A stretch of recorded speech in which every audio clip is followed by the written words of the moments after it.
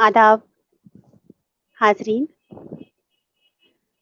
तहरीक बकाए उर्दू के इस फेसबुक पेज से आज मैं आप सबके सामने एक बहुत ही ख़ास सेशन लेके आई हूँ।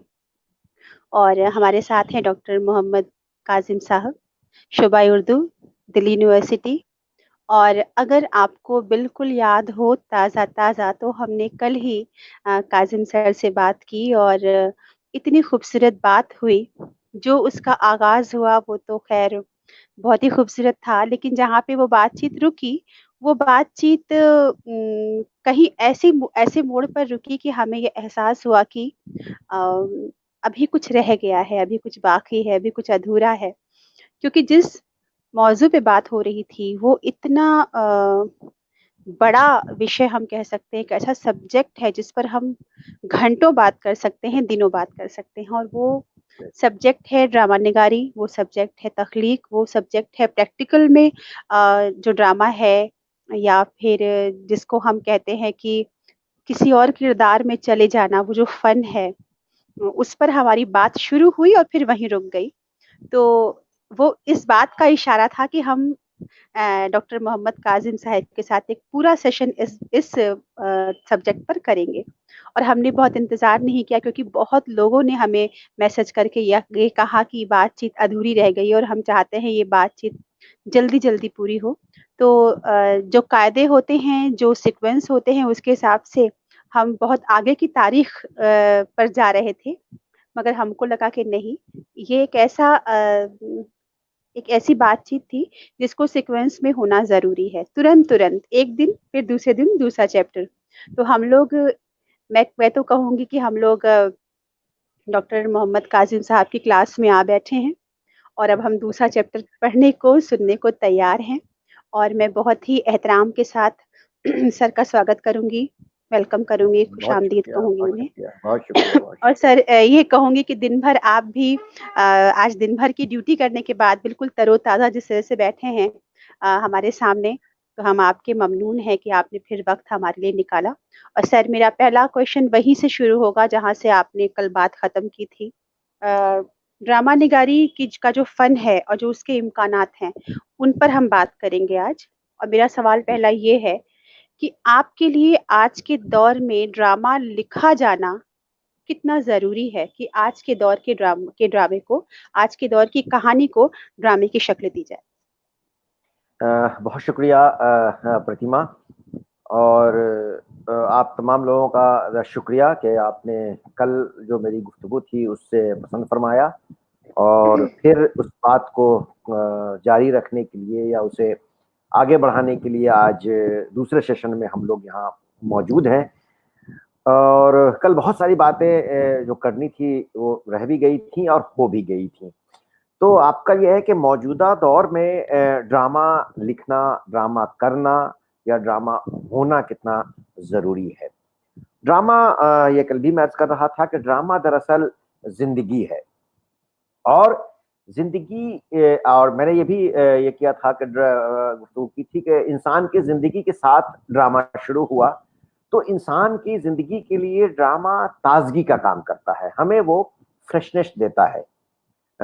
आपने जैसा कहा कि मैं फ्रेश दिख रहा हूँ, हो सकता है कि मैं फ्रेश हूँ भी या नहीं भी हो सकता हूँ, लेकिन ये जो ड्रामा है, ये ड्रामा सुनते ही कुछ लोगों के ज़हन में वो ताज़गी आ जाती है या वो फ्रेशनेस आ जाता है। तो ड्रामा, पहली चीज़ तो ये है कि ड्रामा के फ़न को हमने जिस तरह से समझा है कि हर चीज़ ड्रामा नहीं है और ड्रामा होने के लिए कुछ लाज़िम भी है, चीज़ें हैं कि वाक़या, ड्रामा, कहानी और ड्रामा, इसका फ़र्क हम नहीं कर पाते हैं। हम कुछ भी पेश करते हैं, हम ये कहते हैं ये ड्रामा है। तो ड्रामा होने के लिए पहली शर्त तो ये है कि उसकी वजह होनी चाहिए। हर इंसिडेंट की जो ड्रामे में हो रहा है, उसकी कोई ना कोई वजह होती है। अगर कोई हँस रहा है तो क्यों हँस रहा है, कोई रो रहा है तो क्यों रो रहा है, अगर स्टेज पर कोई चल रहा है तो क्यों चल रहा है। जैसे एक वाक़या हो सकता है, एक हादसा होता है, उस हादसे एक हादसे की रिपोर्टिंग अखबार में हो गई, टेलीविज़न पे हो गई, वो एक वाक़ये की रिपोर्टिंग है। लेकिन अगर उस वाक़ये को या उस हादसे को हमें ड्रामा बनाना है, तो उसमें हमें उसकी वजह तलाश करनी होगी। और वो कॉज और उसका इफेक्ट जब होगा तब वो ड्रामा होगा। जैसे बहुत मकबूल है, हम लोग पढ़ते रहे हैं कि एक वाकया है कि एक राजा मर गया, एक रानी मर गई, वाकया है एक। लेकिन अगर इसको ड्रामे का प्लॉट बनाना हमें होगा तो उसके लिए इसमें वजह डालनी होगी। ये राजा मर गया, उसके गम में रानी मर गई, उससे इतनी मोहब्बत करती थी, उसके बगैर नहीं जी सकती थी, इसलिए वो मर गई। तो अब ये प्लॉट तो हो सकता है, लेकिन पहला हिस्सा जो है वो प्लॉट नहीं हो सकता है। तो प्लॉट बनाने के लिए उसकी वजह होनी चाहिए, और जब वो वजह हम किसी कहानी में, किसी वाक्य में, और उसका ताना बाना पूरा हम बुन देते हैं, तब वो प्लॉट बनता है। और प्लॉट को पेश करने के लिए फिर हम किरदार बनाते हैं, और किरदार किसी भी चीज को, किसी भी इंसान को हम पेश करते हैं, वो किरदार नहीं हो सकता है, क्योंकि उस किरदार के लिए हमें जो प्लॉट है उस प्लॉट के मुनासिबत से किरदार बनाना होगा। हमने प्लॉट तो तैयार किया कि राजा रानी या महल का प्लॉट है, या प्लॉट हमने तैयार किया कि क्लासरूम में है, प्लॉट है हमारा, और वहां हमने ऐसे किरदार को तैयार किया है जो उस क्लासरूम में फिट ही नहीं होता है। वो हमने मास्टर्स के क्लासरूम को तो किया है और स्कूल के हम बच्चों की तरह डायलॉग लिख रहे हैं, उसके स्कूल के बच्चे किरदार पेश कर रहे हैं, तो वो नहीं होगा। प्लॉट की मुनासिबत से हमें किरदार बनाना होगा, और उस किरदार की मुनासिबत से हमें मुकालमा लिखना होगा। किरदार, हर इंसान, हम लोग मुख्तलिफ हैं, सबकी तालीमी लियाकत भी बराबर हो सकती है, सब एक ही मोहल्ले में रह सकते हैं, एक ही घर में रह सकते हैं, लेकिन अलग अलग शख्सियत है, चूंकि उसकी सोचता अलग है, वो बिहेव अलग तरह से करता है, वो उठता बैठता अलग अलग लोगों के बीच है, और फिर वो जब जैसे लोगों के बीच उठता बैठता है उस तरह से वो रिएक्ट करता है, उस तरह से वो बिहेव करता है। तो किरदार सिर्फ एक इंसान का नाम नहीं है, किरदार उस बिहेवियर का नाम है। किरदार उस जो उसकी हरकत और सकनात है, वो किरदार की शनाख्त है। जैसे कभी किसी की आवाज से हम पहचान लेते हैं, कभी किसी को, अच्छा नहीं ये हरकत तो फला नहीं कर सकता है, अच्छा ऐसी बात तो वो नहीं कह सकता है। ये जो हमने शनाख्त की है किरदार की, तब वो किरदार बनता है। हम कहते हैं अक्सर अपने दोस्तों के, अरे फला दोस्त तुम्हारे बात, नहीं नहीं वो ऐसा नहीं कर सकता, वो ऐसा सोचता ही नहीं, कैसे सकता है। ये किरदार बनते हैं, ऐसे किसी को भी ये किरदार नहीं हो सकता है। उसी तरह से कि वो आपके बारे में क्या सोच रहा है, वो दूसरे के बारे में क्या सोच रहा है। फिर मकालमा जब हम उस किरदार के लिए लिखते हैं, तो मकालमा सिर्फ ये नहीं कि वो कैसे सोचता है वो हम लिखते हैं, वो इस वक्त किससे मुखातिब है तब हम मुकालमा उस हिसाब से लिखते हैं। कि जब हम अपने बड़ों से मुखातिब होते हैं तो मुख्तलिफ तरह से मुखातिब होते हैं, जब हम अपने दोस्तों से मुखातिब होते हैं तो मुख्तलिफ तरह से मुखातिब होते हैं, जब हम अपने अजीजों से मुखातिब होते हैं तो अलग तरह से मुखातिब होते हैं। फिर उसमें जिन माहौल में हम उनसे बात कर रहे हैं, जिस माहौल में हम उनसे गुफ्तगू कर रहे हैं, कोई खुशी का माहौल है तो हम दूसरी तरह से बातचीत करते हैं, गम के माहौल में हम दूसरी तरह से बातचीत करते हैं। जब हम खुशी के माहौल में भी हम एक अलग ग्रुप है तो वो अलग ग्रुप में अलग तरह से बात करता है, बड़े ग्रुप में अलग तरह से बात करता है। हम अपने दोस्तों में अक्सर ये है कि सब लोग ये करते हैं कि मान लिया हम लोग 2 दोस्त 3 दोस्त ऐसे बैठे हुए हैं जिनसे खुल करके सारी बातें कर सकते हैं, कोई ऐसा है जो हमारे हल्के में तो है, दोस्तों में तो है, लेकिन उसको हम पसंद नहीं करते हैं, तो हम बहुत चेयरफुल हैं, बहुत खुशी बना रहे हैं अपने दोस्तों के भी, जैसे उसको आते हुए देखा तो इधर तो हम दोस्तों में कह रहे हैं अरे यार फिर आ गया, पूरे माहौल को खराब कर देगा, हाँ कितने अच्छा माहौल था ये। और उसके बाद जैसे ही वो आता है तो हम कहते हैं अरे यार तुम आ गए, तुम्हारा इंतजार था, तुम्हारा कितना बेसब्री से इंतजार कर रहे थे। तो ये जो चीजें हैं, ये किरदार उस माहौल की मुनासिबत से वो बातें कर रहा है, उस माहौल की मुनासिबत से वो मकालमा है। उसी तरह से कि जब हम अपने अजीज से कोई काम करने के लिए कहते हैं और बड़ों से कोई काम करने के लिए कहते हैं, फिर जब आप खुद गुस्से में होते हैं, आप खुद खुश होते हैं, आपके अपने मूड की मुनासिबत से भी आपके मकालमे होते हैं, आपकी बातचीत होती है। कभी कोई बात किसी की बहुत अच्छी लगती है, वही बात अगर गलत मौके पर कही जाए तो बुरी लगती है। कुछ लोगों का जैसे एक तकिया कलाम, कुछ लोगों का ऐसा होता है कि अरे क्या बात है, तो अब वो इस तरह के ड्रामे में उसको इस्तेमाल कर सकते हैं। अगर कोई ड्रामा निगार चाहे फन कराना, जैसे हम लोगों ने अपने एक ड्रामे में इस्तेमाल किया था कि 2 मंजर एक साथ चल रहे थे। एक मंजर है जो ढाबे पर बैठ करके चाय पी रहा है, और दूसरा मंजर है जो क्रिकेट देख रहा है, और तीसरा मंजर है जो कुछ बयान कर रहा है अपना ये मुसीबत की बातें। तो अब एक आदमी ये कह रहा है कि अरे 2 चाय लाना, हाँ उधर से उसने कहा कि अरे इधर तो वो कहता है अरे क्या बात है। उसके बाद इधर देख रहा है कि एक इस सीन में चल रहा है कि अरे तुम्हें मालूम है तो फला आदमी ने जो है सो फांसी लगा करके उसकी बच्ची ने तो जान दे दी, और क्रिकेट जो देख रहा उधर बोला वाह क्या बात है। तो ये कंट्राडिक्शन है। हाँ, फिर वो कहता अरे उसने बच्चे की तो जान दे ही दी, साथ में उसकी बच्चों को जान लेने के बाद उसकी मां भी मर गई। वहां जो क्रिकेट देख रहा वो कह रहा वाह दो चार और। उसके बाद वो कहता अरे तुम तो ख्याल नहीं है तो मैं इस तरह की बातें कर रहा हूं और तुम तो उस पर जरा भी तुम्हें अफसोस नहीं है। वो उसका कॉलर पकड़ लेता है। जो क्रिकेट मैच देख रहा वो कह रहा वाह व्हाट अ कैच।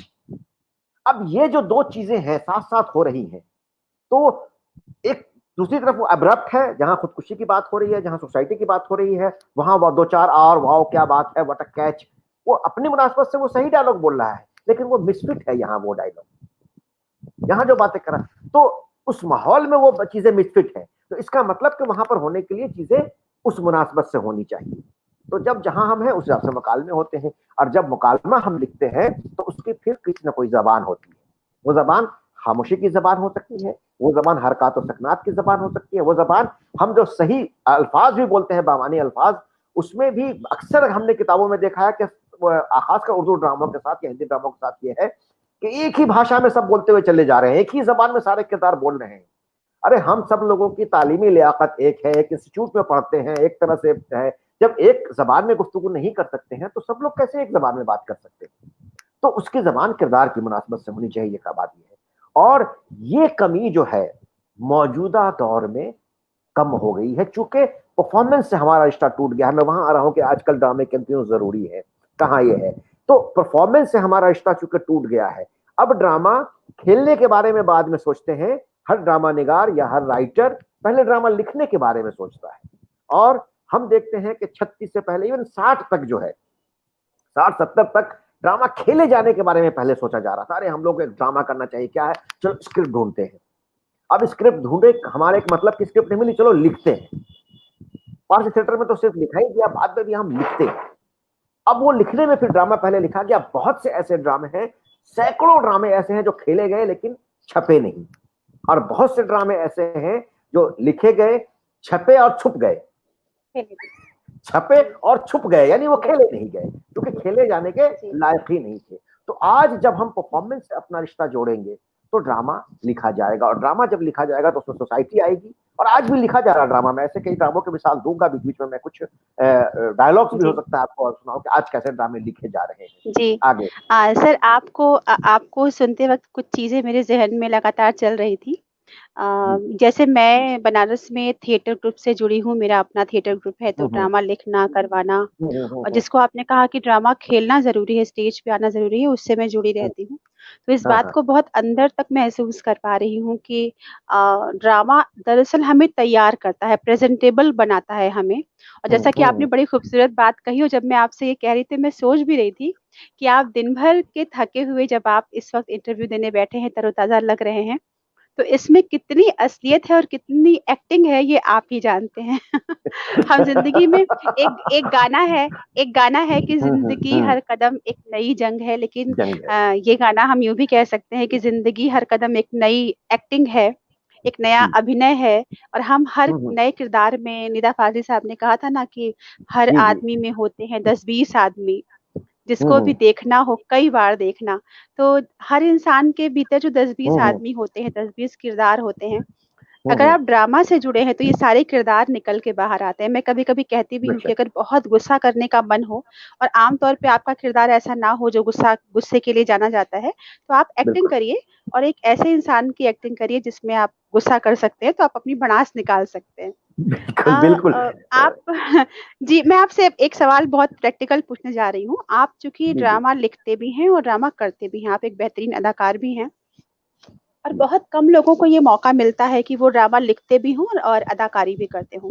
तो मेरा सवाल एक ये है कि क्या आपने कभी अपना लिखा हुआ कोई ड्रामा किया है, और अगर हाँ, तो उसका क्या तजर्बा रहा है, और आपका स्टेज पे सबसे मजेदार, सबसे यादगार तजर्बा कौन सा रहा है? इसके पहले मैं आपको बता दूं सर, आज भी जितने लोग आपको सुन रहे हैं और आपसे बिल्कुल बहुत खुश हैं इस वक्त आपको सुन के, हमारे इस स्पेशल सेशन में डॉक्टर मुश्ताक अहमद वानी साहब हैं, गुलाम सरवर साहब हैं, फैजान अहमद साहब हैं, राशिद निरुआ साहब हैं, एन अनीस साहब हैं, ये सारे जी। लोग आपको बहुत तारीफ आपकी कर रहे हैं। मोहम्मद इनाम बरनी साहब हैं, मामून अब्दुल मोहम्मद अजीज अब्दुल साहब हैं, अजीज, नासिर अहमद जी, नासिर नसीर अहमद का। साहब हैं, और फैजान अहमद साहब हैं।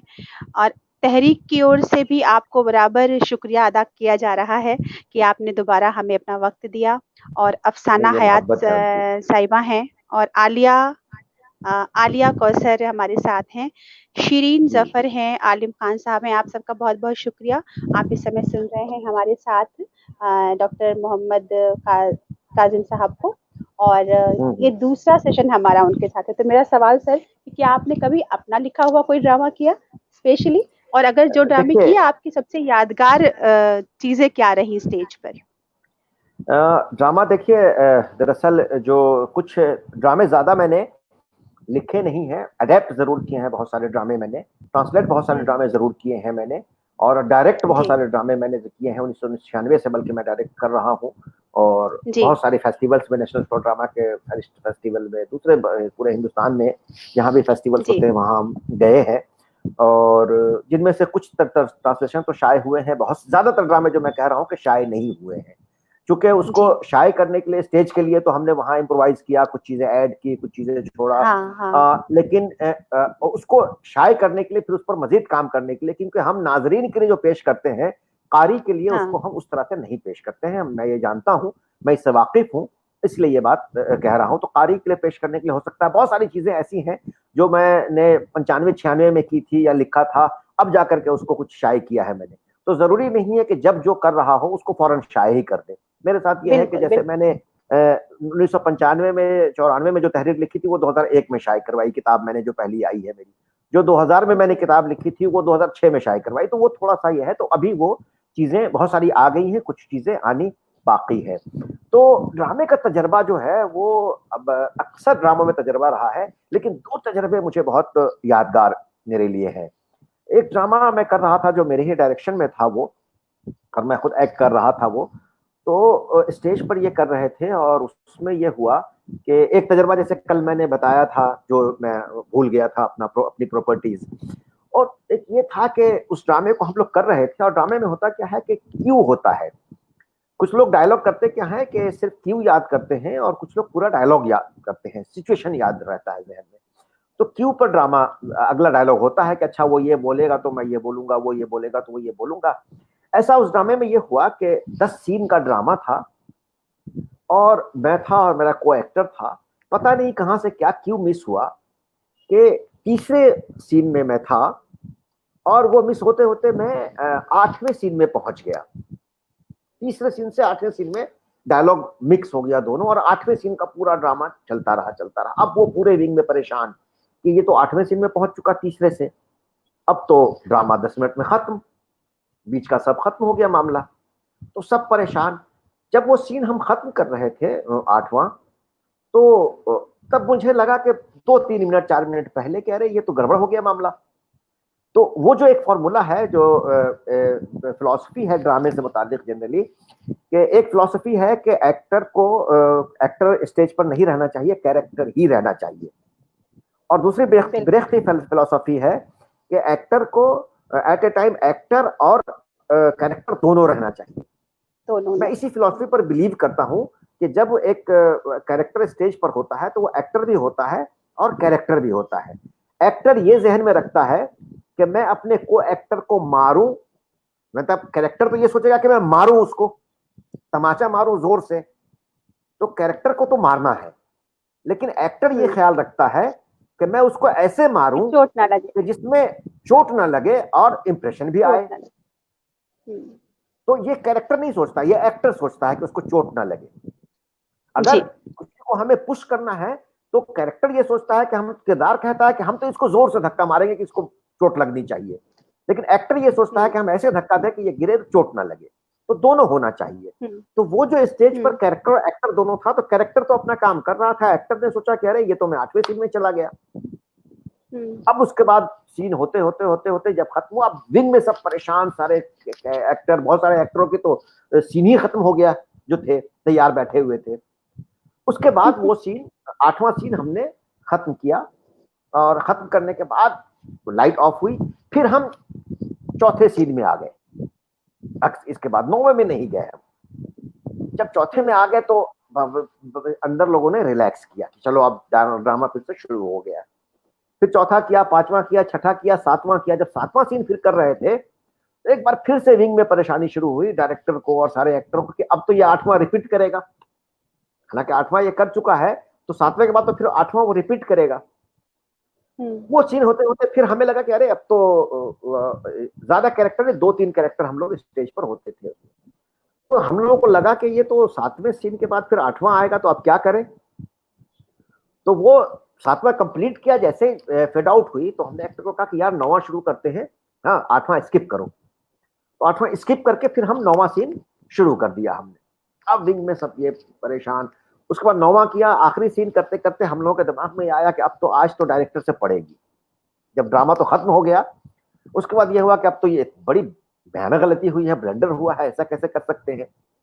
ड्रामा जैसे ही खत्म हुआ तो कुछ क्रिटिक जो हमारे दोस्त प्रेस वाले दिल्ली वाले आए हुए थे, जिसमें बहुत सारे लोग हैं, वो आए और डायरेक्टर को पकड़ कर लिपट करके कहा यार, यानी वही था वो, कि यार तुमने क्या ये किया है, मतलब इसका क्राफ्ट बनाया है कि कहानी ऐसे जाती है, फिर वहां से यहाँ जंप करती है, वहां से ये जाती है, क्या मजा आ गया। ये वो हमारे बड़े भाई शाहिद भाई थे, वो अक्सर चीजों को देखा करते थे, वो उनको जाके कहा यार क्या काजिम ने काम किया, देखो मजा आ गया, ये ऐसे वैसे सब करके। अब वो उल्टा हो गया कि यानी हमारी गलती जो है वो क्राफ्ट बन गई ड्रामे में। तो वो बड़ी गलती थी। दूसरे एक नुक्कड़ नाटक हम लोग कर रहे थे चाइल्ड लेबर पर। मिर्जापुर भदोही में जो बच्चे आते हैं कारपेट फैक्ट्री में काम करने के लिए, तो वो ज्यादातर बच्चे डाल्टनगंज, पलामू और उधर बिहार के सुल्तानगंज और उस तरफ के बच्चे आते हैं। तो हम लोग वहां सुल्तानगंज में एक बुनकरों की बस्ती में एक नाटक कर रहे थे। उस बुनकर पर ही वो ड्रामा था, चाइल्ड लेबर पर। मैं कैरेक्टर उसमें बुनकर का किया करता था, जो बहुत जालिम कैरेक्टर होता है, और बहुत धूप में दोपहर में कर रहा था। वो करते करते मैं ऑन द स्पॉट वहीं पर बेहोश हो गया, उस धूप में, गर्मी से। वो यादगार इसलिए है कि हमारा जो दूसरा साथी था, कि कैसे थिएटर में इम्प्रोवाइजेशन होते हैं, कि मैं बेहोश हो गया तो वो कैरेक्टर वाकई कर रहा है। उसके बाद फिर वो जो हमारा साथी था, तो हम लोग सबका सब डायलॉग याद कर लेते थे। वो आया, उसने कहा मालिक आपने मुझे काम से निकाल दिया था, मुझे रख लीजिए। इम्प्रोवाइज हुआ, उसने कहा कि चलो तुम आ जाओ काम पे, और वो उसने शुरू किया वहां से अपना, हमारे पूरे कैरेक्टर को उसने ले लिया और ड्रामा चलता रहा चलता रहा। 10-15 मिनट के बाद फिर मुझे होश आया। फिर ये हुआ तो लोगों ने कहा कि चलो आराम करो। मैंने कहा कि नहीं, मुझे करना है। अब फिर मैं वापस स्टेज पर आया तो फिर मालिक ने कहा चल मेरा पुराना मुंशी आ गया, तुरी छुट्टी। और फिर मैंने उसको टेक ऑफ किया और ड्रामा फिर आगे चलता रहा। तो ये जो ड्रामे में तजर्बा है कि जो जिंदगी है और जो जुनून है और जिस तरह से चीजें होती हैं, तो उससे बहुत सारी चीजें इसको आम लोगों की एक आम फहम जबान में ड्रामे में ड्रामा कह सकते हैं। और जो ड्रामा करने वाले हैं वो जानते हैं कि ड्रामे के अंदर कितना ड्रामा होता है, विंग्स में कितना ड्रामा होता है, बैक स्टेज पे कितना ड्रामा होता है। और अल्टीमेटली डायरेक्टर की ये प्रायोरिटी होती है कि स्टेज पे कुछ गड़बड़ ना हो, बैक स्टेज बहुत कुछ होता रहता है, बहुत कुछ होता रहता है। अब जैसे उसी ड्रामे की एक मिसाल है कि जब पेश कर रहे थे हम लोग वो ड्रामा, उसका नाम था शिवालय का प्रेत। तो उसमें एक लड़की मर जाती है। हाँ, तो पहले उसकी माँ मरती है, तो उसको हम लोग उसका क्रियाक्रम कर, और समाज का नियम है उसके लिए, वो बच्चे को बंधुआ मजदूरी में दे देता है। फिर बच्चा भाग के शहर जाता है, शहर से लौट के आता, देखता उसकी बहन मर गई है। तो उसकी डेड बॉडी को एक तरह से हम लोग कंधे पर लेकर के जा रहे हैं उसमें ड्रामे में। तो वहां कुछ औरतें बैठी हुई रो रही होती हैं, रोती हैं, मतलब तो रोने लगती है गांव की औरतें कि अरे ये मर गए और ये है वो है। उस बीच में एक यंग लड़का आता है। देखिए लैंग्वेज क्या है कि वो कहना क्या, यंग लड़का उठता है, तुम लोग रोता है, हाँ देखता नहीं कितना रोमांटिक सीन चल रहा है। अब वो रोमांटिक सीन उसने कहा, उसके मतलब था पैथेटिक सीन चल रहा है, लेकिन रोमांटिक सीन कहा तो हम सबकी हंसी छूट गई। जो लाश बनी हुई लड़की थी उसकी भी हंसी छूट गई कि मैं मरी हुई हूँ और इसको रोमांटिक सीन लग रहा है इसमें। तो उस तरह के सिचुएशंस आते हैं और उसको डील करना होता है वहां पर। तो इसलिए थिएटर का जो एक्टर होता है वो एक तो हर वक्त मतलब बिल्कुल चौकन्ना रहता है और हर वक्त प्ले कर रहा होता है, जब विंग में भी होता है तो और अंदर भी होता है। तो ये एक पूरी जिंदगी जीने का सलीका सिखाती है। और जिंदगी में जो हम कहते हैं डिजास्टर मैनेजमेंट, कि जब कोई परेशानी आए, जब कोई दुश्वारी आए, जब बुरे हालात भी हो तो उसमें कैसे आप अपने आप को संभाल सकते हैं, कैसे अपने आप को ठीक रख सकते हैं, उसमें ये ड्रामा हमें जी। सिखाता है। सर, तहरीक की ओर से गुजारिश की गई है कि आप ड्रामा के फन, टेक्निक, स्टाइल और डिफरेंट राइटिंग स्किल्स पर भी कुछ जी जी, तफसीली जानकारी बिल्कुल, हमको दें। बिल्कुल, बिल्कुल, जी। बिल्कुल। तो ये एक तो मैंने फ़न के हवाले से बात की कि फ़न क्या है, मकालमा क्या है और उसके डायलॉग्स ज़बान क्या होती है, उस पर कल भी थोड़ी बात की थी। अब ड्रामे ने जब हम ड्रामे की शुरुआत देखते हैं, इब्तिदा देखते हैं, तो जिस तरह से हमारे पास हम सब जानते हैं हिस्ट्री को कि दुनिया के जो कदीम तरीन ड्रामे हैं, वो हमारे यहाँ हैं। कहा जाता है कि ड्रामे की शुरुआत हिंदुस्तान या ग्रीक यानी यूनान में हुई। और हम तो ये कहेंगे कि हिंदुस्तान में हुई और बेहतरीन ड्रामों में कालिदास का ड्रामा को हम मानते हैं। दुनिया में पहली बार थिएटर पर कोई अगर किताब आई, ड्रामे पर कोई किताब आई, तो भरत मुनि की नाट्य शास्त्र है। यानी पहली बार क्रिटिसिज्म हमने दिया ड्रामे को और उसके उसूल बनाए हमने कि क्या है जो नौरस का पूरा रस का पूरा हमारे यहाँ ये है जो ड्रामे में उसका इस्तेमाल करते हैं। जो हमारे यहाँ जी। फिर उसके बाद तजर्बे अलग अलग हुए। जैसे एक तजर्बा मैंने बताया कि एक तो वो था कि पहले जो कुछ जैसा हो रहा है वैसा ही दिखाना है, रियलिस्टिक, जिसको एक हम फॉर्म कहते हैं। ये वो रियलिस्टिक फॉर्म है। रियलिस्टिक फॉर्म में जो जैसा है वैसा ही हम दिखाते हैं। उसके बाद जो तजर्बा हुआ तो जो हमारे पास तजर्बे की शक्ल में जो चीजें आई, तो एक दूसरा तजर्बा हम भरत इसको ब्रेख्टियन थ्योरी को हम मानते हैं कि वो एक तजर्बा हुआ जिसमें वॉल थिएटर या एपिक थिएटर का नाम उसको हमने दिया। उस तजर्बे के बारे में भी मुझे ऐसा लगता है कि वो हमारे यहाँ पहले से मौजूद थी, नाम सिर्फ ब्रेख्त ने दे दिया है। आप हमारे यहाँ के फोक थिएटर को अगर देखें, ब्रेख्त ने क्या कहा कि थिएटर ऑफ एलिनिएशन। एक तो उसने वॉल थिएटर कहा कि तीन तरफ पीछे एक दीवार है, तीन तरफ ऑडियंस होगी। और दूसरे उसमें यह हुआ कि उसको एपिक थिएटर का जब ये दिया गया तो एक सर्कुलर हल्का सा ये किया और वो स्टेज का एक नक्शा उन्होंने दिया हमें। उसके प्रेजेंटेशन के लिए जो ब्रेख्त ने हमें दिया एलिनिएशन में, कि जो एक एक्टर भी है और कैरेक्टर भी है वो, और उसमें क्या करता है वो कि वो प्ले से बाहर आता है। उसकी राइटिंग ही ऐसी प्ले की होती है कि वो एट ए टाइम दोनों इस रोल में होता है। जैसे अब उसने ये कहा कि अरे मैं तेरे लिए तो चांद तारे तोड़कर ला दूंगा, मैं तेरे लिए तो दुनिया से लड़ सकता हूं, मैं तेरे लिए अपनी जान दे सकता हूं, हाँ तू सिर्फ इशारा तो करके देख। और दूसरी तरफ उसने घुमा और कहा कि देखा कैसा बेवकूफ बनाया। तो ये एक तरफ ये कर रहा है, वहीं पर वो कैरेक्टर से बाहर निकल करके आ रहा है और वो कह रहा है कि देखो उसको मैंने बेवकूफ बना दिया, झूठी झूठी बातें मैंने की और उसको कन्विंस कर लिया। ये चीजें जो है एलिनिएट करना हमारे यहाँ फोक थिएटर में मौजूद था। कोई भी हम फोक थिएटर उठा लें, उसमें शुरू में तो दाढ़ी मूछें रख करके फीमेल कैरेक्टर करते थे लोग, पान खाते हुए कैरेक्टर कर रहे हैं, हुक्का पीते हुए आ रहे हैं, धुआं छोड़ते हुए कैरेक्टर कर रहे हैं। कैरेक्टर आप देखें कि उसमें यह है कि वो नाटक कर रहे हैं, बीच में किसी ने 100 रुपए इनाम दे दिया तो वो नाटक छोड़ करके ऐलान कर लगा, अरे फला भाई ने 100 रुपए दिए हैं, हाँ ऊपर वाला उनके बच्चों को खुश रखे, ऊपर वाला उनको ये करे, और वो सब करके फिर से अपने नाटक में आ गए। तो एलिनेशन तो हमारे यहाँ था पहले से पूरे फोक थिएटर में, उसने सिर्फ थ्योराइज कर दिया है। एक तो वो आई ड्रामे की किस्मों में। उसके बाद फिर देखते हैं हम तो आगे और आते हैं, और ब्रेख्त बहुत उस बारे में पूरी दुनिया में मशहूर हुए और उसने बहुत उस थ्योरी को अपनाया भी गया, जिस थ्योरी में हबीब तनवीर का बहुत बड़ा नाम है कि उन्होंने उस थ्योरी को लेकर के ही अपनी पूरी थिएटर को सामने रखा और अपना थिएटर किया। उसके बाद देखते हैं तो एक एब्सर्ड थिएटर का आता है। एब्सर्ड थिएटर में हम ये देखते हैं कि वहां फिर अब जो जिंदगी जिस तरह से है, हम देखें कि जिस तरह जमाना बदल रहा है, जिस तरह चीजें बदल रही हैं, जिंदगी जैसी है वैसे उसको थिएटर को ये कि अब हमारी जिंदगी खुद एब्सर्ड हो गई है। कब हम किस तरह से बिहेव करेंगे किसके सामने, नहीं कोई उसको ये कर सकता है, बिल्कुल। बात का पहले पेशेंट कोई नहीं कर सकता है। तो इंसान की जहनी जो एक अलग अलग तरह से वो सोचता है, अलग अलग बिहेव करता है, अलग तरह से अलग तरह लोगों को बिहेव करता है। तो वो पूरी जो एब्सर्डिटी हमारी लाइफ में आ गई, उस एब्सर्डिटी का थिएटर में, मैंने कल भी कहा आज भी कह रहा हूं कि जिंदगी को डिपिक्ट करता है थिएटर। जिंदगी में समाज में जो कुछ हो रहा है उसका अक्स है थिएटर।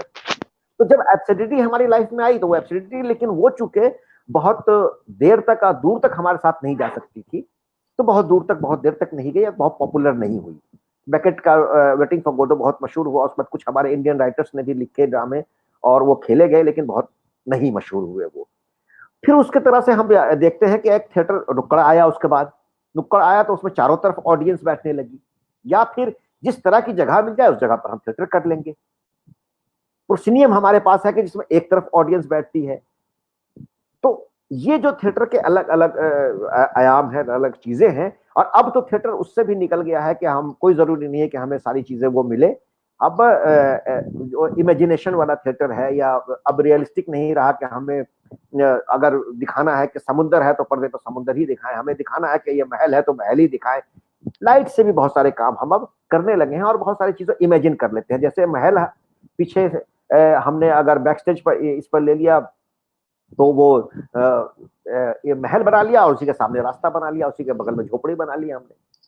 तो अब इमेजिन करने लगे, इमेजिनेशन का थिएटर भी होने लगा। तो कोई जरूरी नहीं है कि रियलिस्टिक थिएटर ही हो, तो उस तरह से भी वो थिएटर आने लगी। अब उसके बाद अब आज के दौर को अगर हम देखें तो अब जो है कि हम जिंदगी में जो महसूस कर रहे हैं उसको थिएटर में पेश कर रहे हैं। नाम आप कुछ भी दे लें, कोई हम लाइट का तामझाम नहीं कर रहे हैं। जो जिसके पास जितनी सहूलत है उतना वो काम कर रहा है। जिसके पास ऑडिटोरियम 1 लाख रुपए का ऑडिटोरियम बुक करने की सहूलत है, 1 लाख का ऑडिटोरियम बुक करके कर रहा है। जिसके पास वो सहूलत नहीं है, कॉलेज के स्टेज पर कर रहा है। वो भी सहूलत नहीं है तो जो जगह मिल जाए वहां वो कर ले रहा है। अब फ्लड लाइट में कर ले रहा है, हेलोजन लाइट में थिएटर चल रहा है। तो गोया अब थिएटर उस तामझाम का नाम नहीं है, थिएटर कंटेंट का नाम हो गया है कि हम अपनी बात को कैसे पेश कर सकते हैं।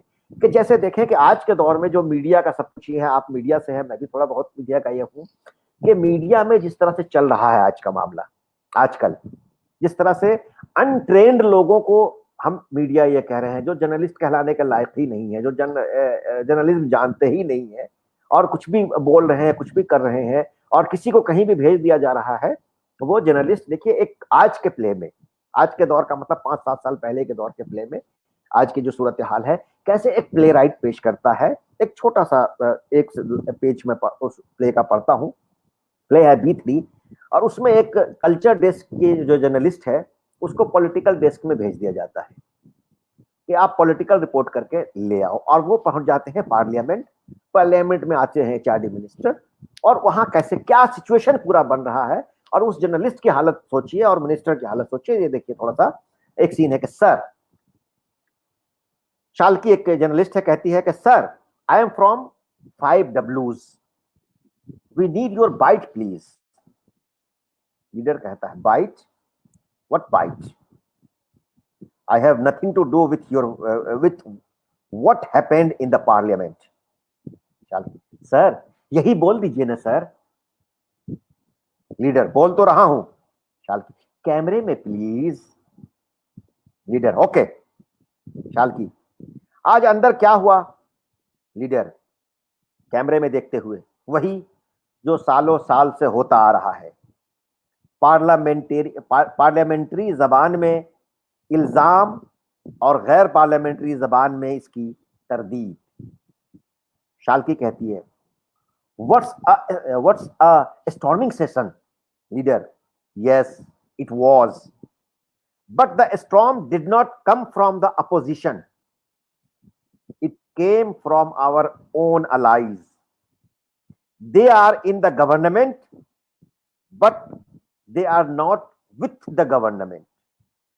This is irony of the coalition arrangement at the center. Shalki, thank you sir, thank you very much. Shalki, leader जाने लगता है, फिर शाल्की पीछे से आवाज देती है, excuse me sir, tell me your good name please. Leader, what? Shalki, your name with spelling sir. Leader, I am Swadas Wagle, the home minister of your country. ये है हमारी जर्नलिस्ट और ये है हमारा आज का कोalition, जो चीजें चल रही हैं, ये कैसे चीजों को प्ले में, ड्रामे में पेश किया जा रहा है। They are with the government, they are in the government, but not with the government. This is the irony of the coalition government. तो ये जो एक चीज है, और इसमें आप देखिए कि जबान, जो बात मैं कर रहा था कि जो जिस तरह की जबान बोलता है वैसे ही जबान उसको इस्तेमाल की जाती है। तो ये मौजूदा दौर में ड्रामा लिखना क्यों जरूरी है? क्योंकि मौजूदा दौर की चीजों को हम प्रिजर्व भी कर उसके जरिया कर रहे हैं कि क्या गवर्नमेंट की आयरनी है, क्या जर्नलिस्ट की आयरनी है कि एक जर्नलिस्ट बाइट लेने गए हैं और अपने होम मिनिस्टर का नाम नहीं मालूम है उनको। और ऐसा सच्चाई है, ऐसे बहुत बिल्कुल सारी सही चीजें बात। हैं। तो ये जो पूरी प्रिजर्व कर रहे हैं, इसलिए आज मौजूदा दौर में ड्रामा लिखना जरूरी है। और दूसरे बहुत सारे ऐसे ड्रामे हैं जिसमें चीजों को प्रिजर्व किया गया, हमारी एजुकेशन की सिचुएशन को प्रिजर्व किया गया है कि एजुकेशन की जो हालत है कि अब एजुकेशनिस्ट जो हैं हमारे यहाँ जिस तरह के इंस्टीट्यूट खोल के बैठे हुए, वो कहते हैं कि लोगों को पैसा होना चाहिए लोगों के पास, ताकि वो अपने बच्चों के लिए अच्छा एजुकेशन खरीद सकें, हासिल नहीं कर सके, खरीद सकें वो अच्छा एजुकेशन। इस तरह की चीजें भी हमारे यहाँ ड्रामों में प्रिजर्व की जा रही हैं और ड्रामा में चीजें हैं वो। जी ये बिल्कुल। और सर ड्रामा का जितना असर होता है, ड्रामा कितना ज़्यादा किसी भी इंसानी ज़हन को अ, अपनी अपनी जद में ले सकता है। हमने सुना है कि महात्मा गांधी ने बचपन में, जब वो मोहनदास करमचंद गांधी हुआ करते थे, तो उन्होंने जी राजा हरिश्चंद्र नाटक देखा था, जिस जी नाटक ने उनको बहुत गहरे तक मुतासिर किया। उनकी ज़िंदगी बिल्कुल का पूरा फ़िलॉसफ़ी ही बदल गई उस नाटक को देखने के बाद। तो नाटक बिल्कुल का बहुत, बिल्कुल जिसको हम कहते हैं लिविंग आर्ट है, एक ज़िंदा आर्ट होती है। जब सामने तालियाँ बज रही होती हैं, तो जो ऑडियंस आपको तुरंत आपका सही-गलत बताती है। वो बिल्कुल फ़िल्म, बिल्कुल। जैसे आपने कल शायद कहा भी था कि जो हम फ़िल्म में कर रहे हैं, वो एक मतलब एक नकली ऑडियंस हमारे अब सामने है, कब देखिए ना, ताली अब बजी देखिए हमें ना नहीं कि पता। जी, ड्रामे में ड्रामा तीन सतह पर अपना आपका काम करता है और सोसाइटी को बनाने का काम करता है, आदमी को समझने का काम करता है। जी। जैसे ड्रामे में मान लिया हम 5 लोग काम कर रहे हैं, मान लिया 5 ही आदमी। एक तो ये है कि ड्रामा अकेला ऐसा आर्ट है, ऐसा फन है जो अकेले नहीं किया जा सकता है, अकेले नहीं किया जा सकता है, यानी जी, उसका है एक से ड्रामा। ज्यादा लोगों की नाटक जरूरत है। नाटक एक सामूहिक कला है। सामूहिक कला है। और नाटक एक नाटक एक सामूहिक कला ऐसी है। कला है, नाटक एक ऐसी कला है जिसमें सारी कलाएं मौजूद हैं। अब देखें, एक नाटक तैयार करते हैं, उसमें पेंटिंग भी है, उसमें स्कल्पचर भी है, उसमें कारपेंटरी भी है, उसमें बिल्डिंग साजी भी है, उसमें म्यूजिक भी है, उसमें डांस भी है, उसमें एक्टिंग भी है, उसमें दूसरी जितनी कलाएं आप कह लीजिए, सारे कलाओं के लिए वहां जगह है, स्पेस है। तो हर आर्टिस्ट के लिए वहां गुंजाइश है। आप दर्जी के लिए भी वहां गुंजाइश है, मेकअप करने वाले के लिए भी गुंजाइश है वहां। वहां कौन से ऐसा फन है जिसके लिए वहां जगह नहीं है? एक तो यह है कि, और दूसरे सामूहिक यह है कि अकेला कुछ नहीं कर सकता है, 2 आदमी की जरूरत है। और जब 2 है तो वो 2 नहीं है, 4 है, यानी 2 एक्टर है और 2 कैरेक्टर है। तो 2 एक्टर और 2 कैरेक्टर, यानी मैं काजिम हूं, आप प्रतिमा है, ये 2 अलग अलग लोग हैं। तो काजिम को प्रतिमा को समझने का मौका मिला, प्रतिमा को काजिम को समझने का मौका मिला। उसके बाद जब ये 2 स्टेज पर आते हैं या प्ले में आते हैं, तो 2 अलग कैरेक्टर हैं, तो उस एक कैरेक्टर को दूसरे कैरेक्टर को समझने का मौका मिलता है। काजिम यूनिवर्सिटी में पढ़ाते हैं, इसको एक कैरेक्टर दिया गया कि ये एक जो है सो मजदूर है। काजिम को मजदूर का दर्द एक्चुअल काजिम को नहीं मालूम है, लेकिन जब उसको वह कैरेक्टर दिया जाता है तो वो सोचने लगता है कि मजदूर किस तरह से बिहेव करता होगा, मजदूर को कितनी परेशानी होती होगी, वो मजदूर कारखाने का मजदूर है या खेत का मजदूर है, वो मजदूर सड़क पर कोई बनाने वाला मजदूर है या वो बिल्डिंग बनाने वाला मजदूर है। वो ये सारी प्रक्रियाओं से गुजरने के बाद, इन सारे प्रोसेस से गुजरने के बाद, तब वो अपना कैरेक्टर तैयार करता है। तो उस वक्त उसको उसका दर्द भी मालूम होता है और फिर मजदूर को वो समझने लगता है कि कैसे मजदूर का दर्द क्या होता है। आपको फिर उससे साथ हमदर्दी होती है, सहानुभूति होती है। हमारा एक दोस्त था कि वो मतलब एक प्ले में उसको सिपाही का कैरेक्टर दिया गया, इंस्पेक्टर का। उसने कहा, यार जिंदगी में तो मैं इंस्पेक्टर बन नहीं पाऊंगा, चलो प्ले में बन करके देखते हैं कि कैसा लगता है। और उसमें उसने उसको इस तरह से एंजॉय किया कि वो एक जीवंत कैरेक्टर हो गया, जिंदा कैरेक्टर हो गया वो। और बाद में मालूम हुआ कि उसके 2-3 साल के बाद उसने सिविल सर्विस की तैयारी शुरू किया, आईपीएस है वो। तो ये जो चीजें हैं, और उसके साथ अगर 2-3 लोग हैं तो 3 अलग एक्टर हैं और 3 कैरेक्टर हैं। फिर अलग अलग सिचुएशन में उसको जीने का है। एक प्ले हम लोगों ने किया था, उसमें जिंदा मतलब हम लोग की अपनी चीजें थी कि मैं हॉस्टल में एक इतनी दूर रहता था कि बस से मुझे जाना पड़ता था रिहर्सल प्लेस से, और 9 बजे की आखिरी बस होती थी। हम लोग 6-6:30 बजे रिहर्सल के लिए मिलते थे, तो अक्सर 8:45 से मैं कहना शुरू होता था कि मेरी आखिरी बस निकल जाएगी, मेरी आखिरी बस निकल जाएगी। तो उसको प्ले में कैरेक्टर के तौर पर डाल दिया गया, और जैसे मैं कहता हूं कि यार मेरी आखिरी बस निकल जाएगी, बोला तुमको बस से ही जाना तो क्यों प्ले करते हो, हाँ ड्रामा नहीं करना चाहिए तुम्हें, अगर इतना टाइम के पाबंद हो, रिहर्सल में टाइम लगता है। फिर एक उसी में ये होता है कि कैरेक्टर को अगर मारते हैं थप्पड़ से, तो वो कहता है कि अरे यार इतनी जोर से मत मारा करो, चोट लगती है। तो वो कहता है कि एक्टिंग करोगे मजदूरी का तो चोट नहीं लगेगी, मजदूर की एक्टिंग करोगे तो मार तो खाना ही पड़ेगा, चोट तो लगेगी ही लगेगी। या वो एक एक्टर हमारे साथ था, वो आजकल अब बिहार में प्रोफेसर है वो, कि उसको रिहर्सल में जब भी हम लोग थप्पड़ मारते थे तो वो अपने हाथ से थप्पड़ को बचाता था। जैसे थप्पड़ हम मारते थे तो वो आता था ये और ये करता था वो कि चोट लगी, ये मारा, ये रोका, ये किया उसने, तो वो बचा लेता था वो। लेकिन जब प्ले में होते थे तो जब भी उसको थप्पड़ मारते थे वो हाथ यहां नहीं लाता था, थप्पड़ उसको लगती थी। और थप्पड़ जब लगता था उसको तो वो बाद में जब प्ले के बाद पूछते थे यार तुम तो रिहर्सल में बचाते थे अपने आप को, वहां क्यों नहीं बचाया शो में? तो कहता था यार वहां इसलिए नहीं बचाया कि वहां जो वाकई चोट लगती है ना, उसका जो इफेक्ट होता है, तो उसको आगे ले जाने में मुझे मदद मिलती है, मजा आता था। सही बात। तो वो जो है कि उस दर्द को सहने का उसको पता चलता है। तो इसलिए ड्रामा जिंदगी करना, जिंदगी जीना और जिंदगी को समझना सिखाता है। और जितने भी आर्टिस्ट हो सकते हैं, हर सारे आर्टिस्ट की वहां गुंजाइश है, सारे लोगों की वहां गुंजाइश है। आप देखें ड्रामा आपकी हिस्ट्री को प्रिजर्व करता है। आप पृथ्वी थिएटर की पूरी हिस्ट्री देख लीजिए। पृथ्वी थिएटर ने शकुंतला पहले किया, उसके बाद उनका ड्रामा आया किसान, उनका ड्रामा आया पठान, पूरी पार्टीशन की हिस्ट्री पूरी वहां है आपके सामने। ड्रामा आया पैसा। तो वो जो ड्रामे हैं, उन ड्रामों को पढ़ लीजिए, पूरा फ्रीडम स्ट्रगल आपके सामने आ जाएगा। तो वो उस जमाने को उन्होंने प्रिजर्व किया है। लिटरेचर प्रिजर्व करता है, और खासकर ड्रामा तो ज्यादा प्रिजर्व करता है, उसको जिंदा हालत में प्रिजर्व करता है उन चीजों को। आज भी जो ड्रामा निगार है, ड्रामा लिख रहे हैं, कर रहे हैं, उसको प्रिजर्व कर रहे हैं। ये और बात है कि चूंकि हम थिएटर तक नहीं जा रहे हैं, इसलिए हमें लग रहा है कि ड्रामा नहीं हो रहा है या ड्रामा कम हो रहा है। जी जी, कोई सर, सवाल एक है शायद सवाल वो? आपसे करूं? हाँ, जी, मैं एक सवाल आपसे करना चाहती थी कि अक्सर हम लोग सुनते हैं कि फिल्म जो है वो डायरेक्टर्स मीडियम है, हाँ, और थिएटर या रंगमंच जो है वो एक्टर्स मीडियम है। क्योंकि बिल्कुल यहाँ है। पर एक बार आप अगर विंग से निकल गए, आ गए स्टेज पर, तो फिर डायरेक्टर नहीं, एक्टर संभालता है। आप इससे कितना सहमत हैं? ये मेरा भी कहना यही है, और कल मैंने इस पर बात की थी कि हम्म। ये हमारे थिएटर की पूरी विडंबना है, ये थोड़ा उसके साथ नाइंसाफी है कि थिएटर को हम डायरेक्टर के नाम से पहचानते हैं कि अरे फलां साहब का थिएटर ड्रामा है, चलो देखने चलते हैं। और फिल्म को हम एक्टर के नाम से पहचानते हैं, एक्टर्स मीडियम कहते हैं कि हाँ। शाहरुख खान की फिल्म है, हाँ। सलमान खान की फिल्म है, आमिर खान की फिल्म है, हाँ, इरफान खान की फिल्म है, नवाजुद्दीन की फिल्म है, या किसी और की फिल्म है वो। तो असल में वहां तो एक्टर जो है उसने शूट किया, डायरेक्टर ने जो कहा उसको शूट किया।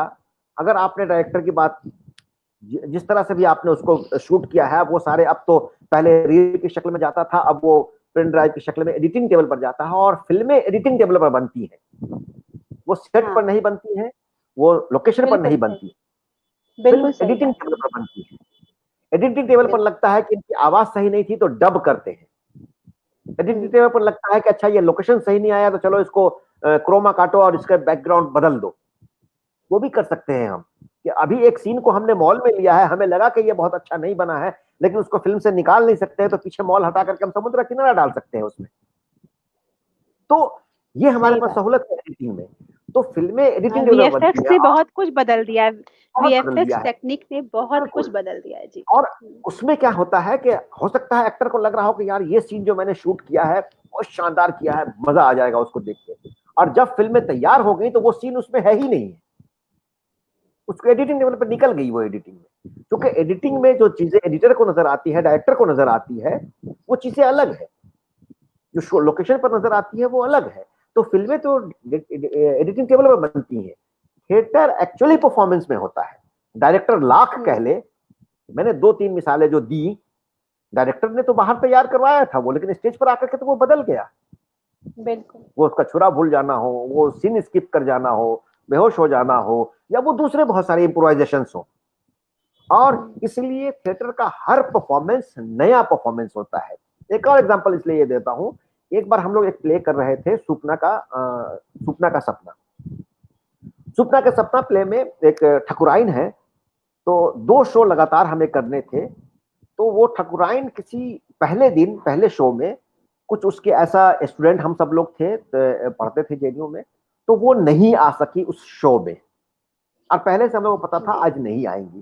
तो दिन भर बैठ करके हम लोगों ने ये किया कि जिस सीन में जो एक्टर होगा वो उसका डायलॉग बोल देगा। हम लोगों ने बांट लिया डायलॉग उनका कि अच्छा चलो यहाँ पर इसके बाद ये डायलॉग उसका था तो तुम बोल देना, ये डायलॉग उसका तुम बोल देना, यानी डायलॉग कोई भी मिस ना हो। वो एक्टर वो कैरेक्टर स्टेज पर आया ही नहीं और प्ले हो गया। दूसरे दिन वो अवेलेबल थी, दूसरे दिन वो आ गई। कुछ हमारी ऑडियंस ऐसी थी, और दूसरे दिन उसने अपना कैरेक्टर किया, जो हमारा था हमने किया, उसका था उसने किया। तो कुछ ऑडियंस ऐसी थी जो कॉमन थी, दोनों दिन प्ले देख रही थी। तो ऑडियंस आया और कहे कि भाई ये बहुत नाइंसाफी है, कल तो ये कैरेक्टर था ही नहीं प्ले में, आज कैसे आ गया ये। हाँ। तो मैंने पूछा कि कल क्या आपको वो कमी का एहसास हुआ? तो बोला नहीं, कल भी कोई कमी का एहसास नहीं हुआ, और आज भी कोई, आज मतलब उसमें बढ़ोतरी हो गई। तो चीजें क्या है कि हर शो नया होता है, हर, और फिल्म एक बार जो बन गई वो वैसी ही रहेगी, खराब बनी तो जी, खराब ही कल रहेगी, आपने अच्छी बहुत बनी तो तफ़सील से अच्छी ही ये रहेगी। बताया था, बहुत तफ़सील और बहुत ही हाँ सुंदर एग्ज़ाम्पल के साथ आपने कल ये बताया था सर। जी और मैं जी इसी में बीच में एक चीज़ पूछ रही हूँ आपसे कि अभी जी ड्रामा की टेक्निक के ऊपर हम लोग बातें कर रहे थे, पूछ रहे थे। इसी के आपके जवाब के बीच में ही एक छोटा-सा मेरा सवाल है कि थिएटर में एक्टिंग करते वक़्त या स्टेज पे बिहाइंड द सीन या फिर स्टेज पे आके जो हालात पैदा होते हैं, उनके मद्देनज़र इम्प्रोवाइज़ेशन आपको आप कितना ज़रूरी समझते हैं? एक एक एक्टर को इम्प्रोवाइज़ करना कितना आना चाहिए ऑन द स्पॉट? देखिए, एक्टर को तो इम्प्रोवाइज करना आना चाहिए, लेकिन इम्प्रोवाइजेशन बहुत अच्छी चीज मैं नहीं मानता हूँ। ओह! चूंकि सर अगर क्यों? अच्छी, इसलिए अच्छी चीज मैं नहीं मानता हूँ, और मैं खुद जी, इम्प्रोवाइजेशन का माहिर रहा हूँ।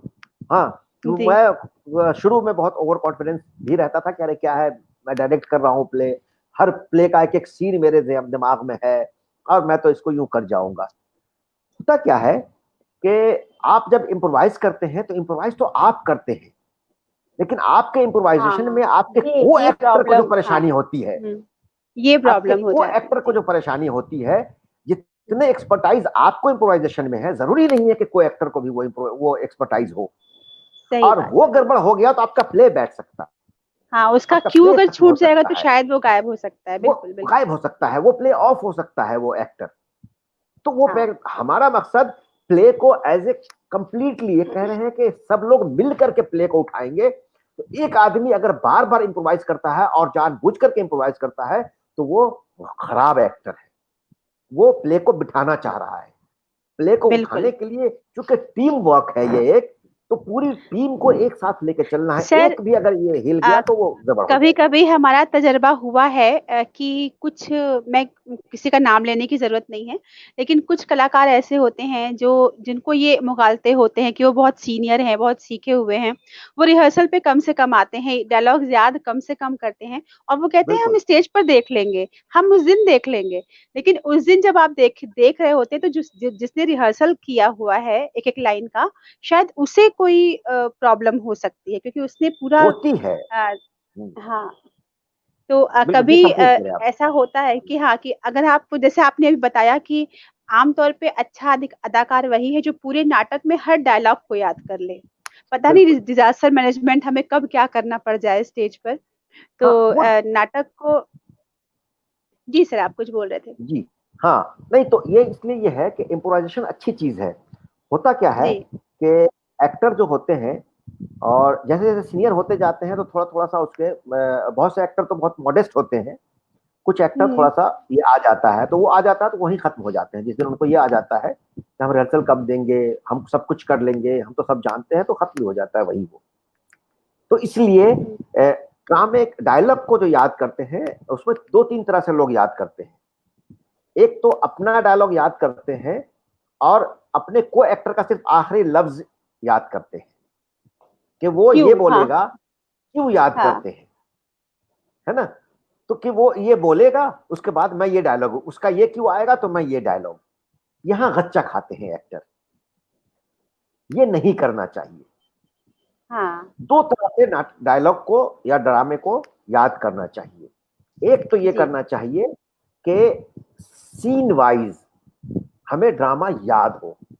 पहला सीन ये है, दूसरा सीन ये है, तीसरा सीन ये है, चौथा सीन ये है। हमें इंसिडेंट वाइज ड्रामा याद होना चाहिए। इस सीन में ये इंसिडेंट होता है, ये इंसिडेंट होता है, ये इंसिडेंट होता है, ये इंसिडेंट होता है। उसके बाद हमें उसके मेन जो बात है उसमें वो बात याद होनी चाहिए कि ये इंसिडेंट होता है तो ये बात होती है, ये इंसिडेंट होता है तो ये बात होती है, ये इंसिडेंट होता है तो ये बात होती है। फिर सामने वाले का कैरेक्टर हमें याद होना चाहिए। लाइन तो हम याद करते ही करते हैं कि ये कैरेक्टर जो है ये बहुत हंसमुख कैरेक्टर है, ये कैरेक्टर जो है बहुत रोले वाला कैरेक्टर है, ये कैरेक्टर जो है वो हम पर हमेशा तंज करता है, ये कैरेक्टर जो हमेशा हमें सपोर्ट करता है। तो जब कभी आप जी जब डायलॉग भूलेंगे तो उसके मिजाज को, उस कैरेक्टर के इसको ख्याल में रखेंगे आप, और फिर उस हिसाब से इम्प्रोवाइज करेंगे। एक कैरेक्टर जो कभी सिनेमा देखने गया ही नहीं, जो कभी किसी मॉल में गया ही नहीं, और मैं डायलॉग भूल गया और टाइम पास करने के लिए, अरे मैंने तुम्हें उस मॉल में देखा था, अरे तुम्हें मैंने उस सिनेमा हॉल में देखा था, वहां तुमने ये बात कही थी ना, तो वो मिसमैच है, वहां वो नहीं चलेगा वो। तो ड्रामा के लिए हमें इन तमाम चीजों को, इसलिए जितनी ज्यादा स्क्रिप्ट रीडिंग हम करते हैं ना उतना ज्यादा फायदा होता है, जितनी बार रीडिंग करते हैं। और पूरे पूरे हमें डायलॉग याद करना चाहिए बजाय क्यों याद करने की। कम से कम वो क्या बात कहेगा ये याद होना चाहिए, ताकि वो अगर क्यों छोड़ दे तो हम बात कर सकें। उस सिचुएशन में क्या बात हम कर रहे थे, हम पेंसिल के बारे में बात कर रहे थे, हम बुक के बारे में बात कर रहे थे, हम सिनेमा के बारे में बात कर रहे थे, हम किस चीज के बारे में बात कर रहे थे, तो बात हमें बन के आएगी और तब उसको हम इम्प्रोवाइज कर पाएंगे और सही इम्प्रोवाइज कर पाएंगे। वरना एक गलत इम्प्रोवाइजेशन, वही जो इम्प्रोवाइजेशन था जो मैं एग्जांपल दे रहा था कि मैं तीसरे सीन से 8वें सीन में चला गया था, वो वही कॉन्फिडेंस था और वही गलत थी कि हमें बात याद नहीं थी, हमें सिर्फ क्यों याद था, और वो क्यों बार में आया और चले गए वहां। तो वो नहीं करना चाहिए। तो एक अच्छा एक्टर वो होता है जो प्ले में के सिचुएशन में और प्ले में को अच्छी तरह से याद रखे, उसको याद रख रहे वो, फिर वो प्ले जी में ये होता है और जी सिचुएशन को याद रखे। सर। जी सर, अभी जो वक्त चल रहा है इसके इस वक्त के मद्देनजर दो सवाल मेरे जहन में हैं आपसे पूछने के लिए। हम्म क्योंकि आप ड्रामा में डूबे हुए, ड्रामा को जीते हुए एक इंसान है, एक ऐसी शख्सियत है जो ड्रामा की आर्ट को ही नहीं, ड्रामा की रूह से भी वाबस्ता है। तो अभी जो पिछले 3-4 महीनों से जो पेंडेमिक का दौर हमारे हम लोगों के लिए एक मुसीबत बन के आया है और बहुत सारी चीजें रुक जी जी। गई हैं। हाँ तो हाँ। इसमें बहुत लोगों ने ये एक्सपेरिमेंट शुरू किया है कि जिसको हम बोलते हैं डिजिटल ड्रामा, डिजिटल हम्म थिएटर, हम्म ऑनलाइन ड्रामा।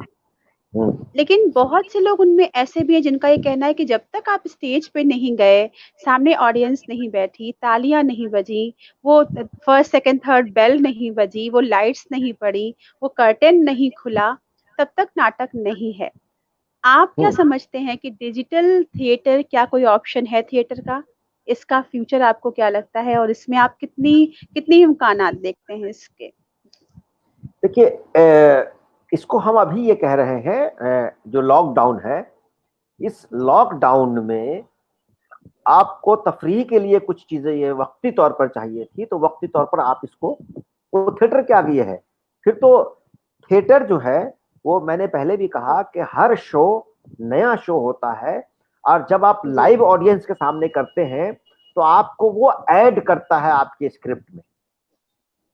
जैसे अब मैं बताऊं कि ये सच्चाई है, फिर मैं बताऊं उसी मिसाल को, कि जब हम शिवालय का प्रेत ड्रामा कर रहे थे, उस ड्रामे में लाइव ऑडियंस के सामने नुक्कड़ की शेप में था, हम कर रहे थे उसको। उस ड्रामे में यह है कि वो जो लड़का है जो शहर भाग जाता है, बंधुआ मजदूर होता है, एंड में जब वो आता है और वो अपनी बहन की डेड बॉडी को देखता ले जाया जा रहा है, तो वो उसके दिमाग में आता है कि पहले देखो मेरी माँ मर गई और मुझे बंधुआ मजदूरी पर रख दिया गया, और ये सब समाज की वजह से हुआ, ये क्रियाक्रम करना पड़ेगा, बहुत खिलाना पड़ेगा और ये करना पड़ेगा, वो करना पड़ेगा, जो समाज का रीति रिवाज है उसके हिसाब से, तो मैं बंधुआ मजदूर हो गया, सारी प्रॉपर्टी बिक गई, अब बहन डेथ हो गई तो अब क्या होगा। और वो नहीं नहीं बोल करके सिर्फ बैठ जाता है। जब नाटक खत्म हुआ, लोगों से बात की, तो बिल्कुल गांव के वो लोग जो थे जिनको हम लोग अक्सर कहते हैं, जबकि जो बुद्धिजीवी हुए हैं वो गंवार, जाहिल, अनपढ़, इस तरह के नाम उसको देते हैं, एक्चुअल बुद्धिजीवी वो लोग हैं। उसने कहा कि अरे भाई कितनी अच्छी बात कही है इन लोगों ने, देखो कि वो बच्चा जो है नहीं नहीं कर, वो बच्चा का कैरेक्टर मैं करता था, मतलब वो कि वो नहीं नहीं करके अपनी जमीन पर बैठता है और अपनी माटी को पकड़ता है कि जो भी समस्या हमारी है उसका समाधान अपनी माटी से होगा। हम लोग किसी के जहन में ये बात नहीं थी कि हम बैठते हैं तो जमीन को पकड़े या माटी को पकड़ते हैं, हम सिर्फ बैठ जाते थे, हाथ ऐसे रखते थे अपने सपोर्ट के लिए नीचे जमीन पर। तो वो उसने कहा कि देखो कितनी अच्छी बात कही है कि अपनी समस्या का समाधान अपनी माटी से निकलेगा, अपनी जमीन से निकलेगा, इस शहर वाले समस्या का समाधान नहीं देंगे हमें। उस दिन के बाद से जब हम शो करने लगे तो जानबूझ करके मिट्टी या जमीन को पकड़ने लगे। तो ये जो बात है, अगर हम ये वेब पर करेंगे तो कहां से हमें मिलेगा ये समाधान की बात। और सच्ची बात यह, उस दिन के बाद बहुत कुछ हम लोगों ने सोचा।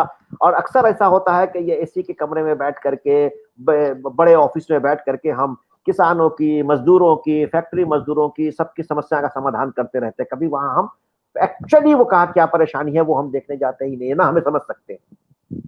तो ये डिजिटल चीजें हैं, उसको डिजिटल चीज पर देखना चाहिए। थिएटर तो नहीं हो सकता है डिजिटल। डिजिटल मदद करता है, वो डिजिटल हमें लाइट मदद कर रही है, डिजिटल हमें साउंड मदद कर रही है, डिजिटल हमें दूसरी चीजें मदद कर रही हैं स्टेज पर, लेकिन इसको लाइव ही रहना चाहिए। और ऑडियंस के बीच जब होती है तो ऑडियंस से हमें एनर्जी मिलती है।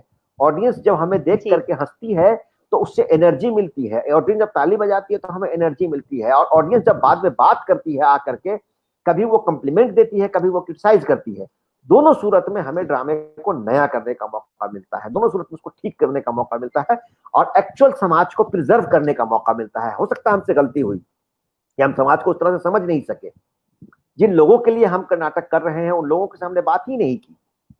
तो जब हम वहां बात करते हैं, उन ऑडियंस से बात करते हैं, लाइव ऑडियंस से, तो हमें उन समस्याओं के बारे में सच्चाई मालूम होती है। तो हम लोगों का तो ये कहना है कि नाटक हमारे लिए समस्याओं को समझने का माध्यम है, हम बुद्धिजीवी नहीं है।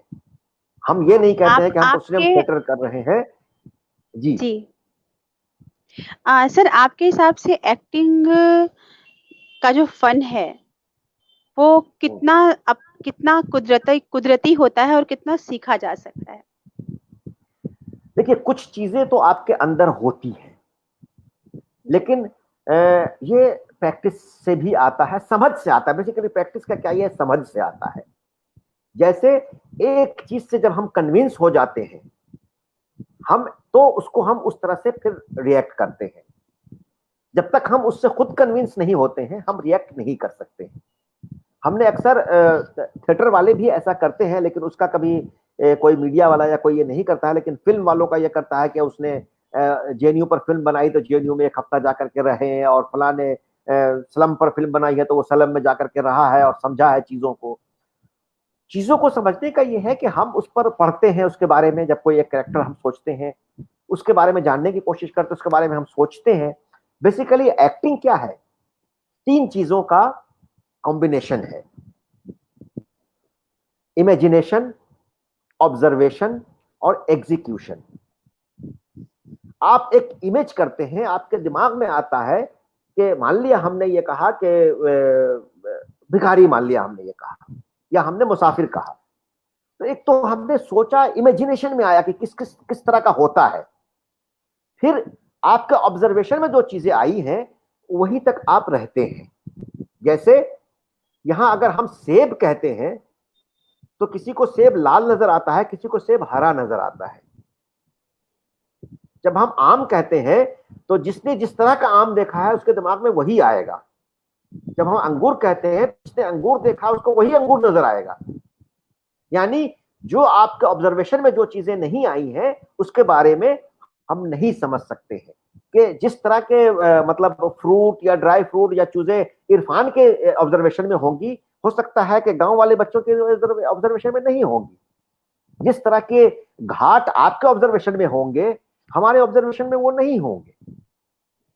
तो जब हम 80 का काशी अगर हम प्ले देखने जाते हैं, उषा गंगुली का प्ले था, तो वहां जो हमें घाट दिखाया गया है तो उनके ऑब्जर्वेशन में जो था वो घाट हमें नजर आया है। तो उसको उस तरह से उसने ऑब्जर्व जो किया है उसको उस तरह से डिपिक्ट किया है। और उसके एग्जीक्यूशन में, अब आप एग्जीक्यूशन में आपकी बॉडी, आपका आपके की प्रैक्टिस और आपकी समझ काम आती है एग्जीक्यूशन में।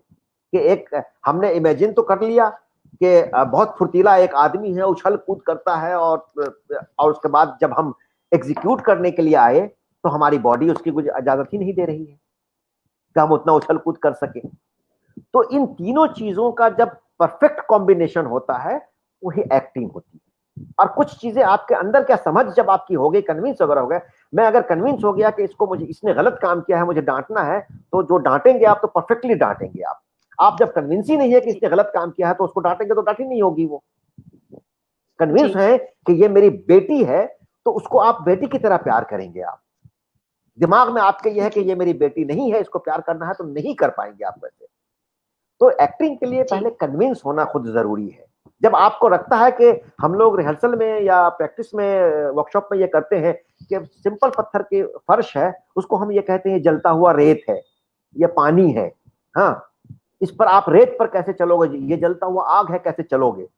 जब आप कन्विंस होते हैं तो उस पर वैसे चलते हैं।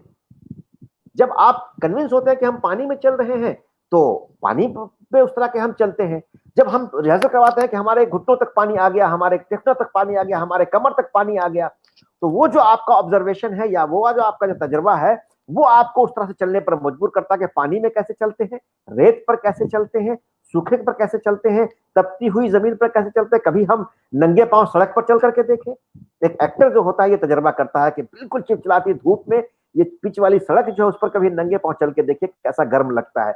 वो तजुर्बा आपने किया है तो एक्टिंग में आपके वो आएगा। आप जब चलेंगे तो आप जब ये कहते हैं कि अपाहज कोई अगर एक्टिंग हम कर रहे हैं तो उस तरह से जब आप प्रैक्टिस करते हैं तो उससे भी चीजें आती हैं। तो जरूरी नहीं है कि ये बॉर्न एक्टर ही हो, अगर आप कन्विंस किसी चीज से होंगे परफेक्ट एक्टिंग करेंगे। होती है चीजें, कुछ चीजें होती है, सीखा भी जा सकता है ये।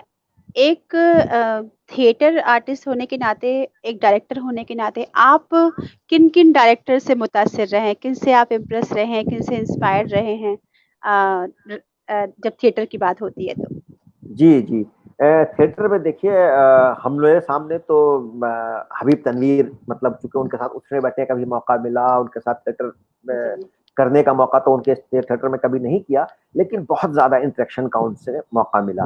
वो जिस तरह से सहज तरीके से करते थे कि कभी प्रेशराइज नहीं किया उन्होंने एक्टर, सब फैमिली की तरह रहते थे। वो यहाँ जब दिल्ली में थे तो दिल्ली में यहाँ कटघरा सराय में रहते थे, फिर जब भोपाल शिफ्ट हो गए तो जब भी आते थे तो बहुत प्यार से। है तो एक तो उनका जो अपना एक थिएटर था और लाइफ को देखने का जो उनका नजरिया था, और इसलिए भी उनसे ये कि उनके बारे में भी जब पढ़ा हमने कि उन्होंने उन लोगों को इंटरनेशनली रिकॉग्नाइज करवाया जिनको उनके मोहल्ले में लोग रिकॉग्नाइज नहीं करते थे। उन लोगों को, वो नाचा शैली के जो आर्टिस्ट थे, जो लोग थे, जो उनके अपने मोहल्ले में गांव में उनको वैल्यू नहीं देते थे, इंटरनेशनली उनको उन्होंने लेकर के आए। वो जो फोक ट्रेडिशन को लेकर के आए, एक तो उनका उन्होंने बहुत मुतासिर किया।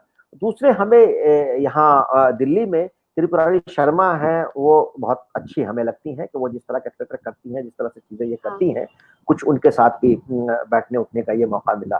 थिएटर को देखने का जो पूरा नजरिया है वो भाई शाहिद अनवर साहब ने हमें दिया कि कैसे हम चीजों को देखें और कहाँ कहाँ हम इंटरफेयर कर सकते हैं, कैसे हम सोसाइटी को सामने रख सकते हैं। अभी जो मैंने सीन पढ़ा आपको, ये उन्हीं के नाटक का सीन है, और कैसे थिएटर को देखना चाहिए और थिएटर में करना चाहिए। उनके साथ तो 1996 से लेकर के और अभी 2-3 साल पहले उनका उनके इंतकाल हुआ है, तब तक रोज जीने का एक ये था। एक दूसरे को हम लोग ऐसे समझ गए थे कि कौन कौन सी चीज कहाँ रख करके भूल गया हुआ, कौन किस तरह की चीजें। तो वो जो जिंदगी के देखने ये था, एक तो उनका एक ये रहा है। हमारे बादल सरकार ने हमें बहुत ये किया है कि जिंदगी को, आदमी जो है उसको वैल्यू दिया है उन्होंने, कि आदमी सब कुछ है, थर्ड थिएटर देखा होगा आपने। उनका थर्ड थिएटर हमने देखा है, उनका अंगन मंच हमने देखा है, अंगन मंच भी नाम उन्होंने दिया था। और वहाँ चूंकि कलकत्ते में मैं पला बढ़ा हूँ तो वहाँ वो कर्जन पार्क में किया करते थे, नंदन के सामने किया करते थे, उनके साथ भी बैठने उठने का बहुत मौका मिला है। तो उनके थिएटर से भी बहुत मैं मुतासिर हूँ। उत्पल दत्त के जो कुछ ड्रामे हैं या उत्पल दत्त का जो पूरा नजरिया था, उनसे मैं उसके बाद हाँ, सो दिल्ली में अगर आप और ये कहें तो अनामिका अक्सर हालांकि बड़ा ये थिएटर करती रही है, लेकिन कुछ उन्होंने भी जिस तरह से चीजों को देखा है तो मैंने उसको ये देखा है। उस तरह से चीजें ये हैं।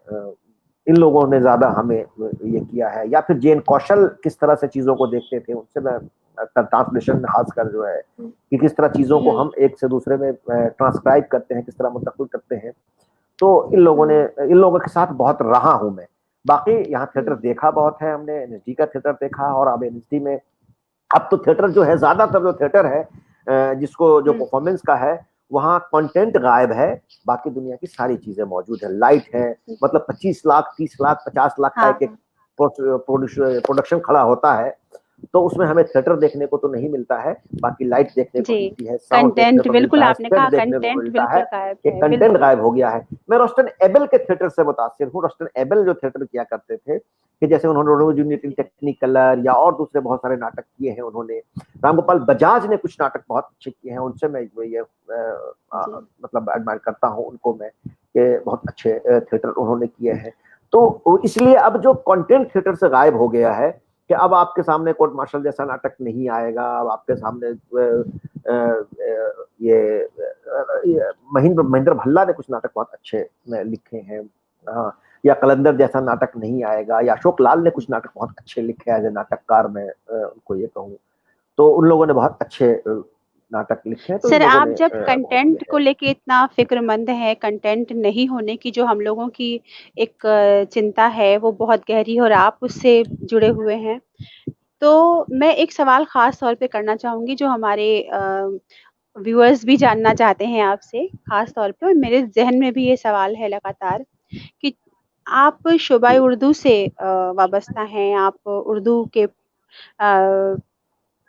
प्रोफेसर हैं, उर्दू आपकी ज़बान है, और आप ड्रामा से जुड़े हैं, तो कहीं ना कहीं सवाल जुड़ के वहीं आता है उर्दू ड्रामा पर।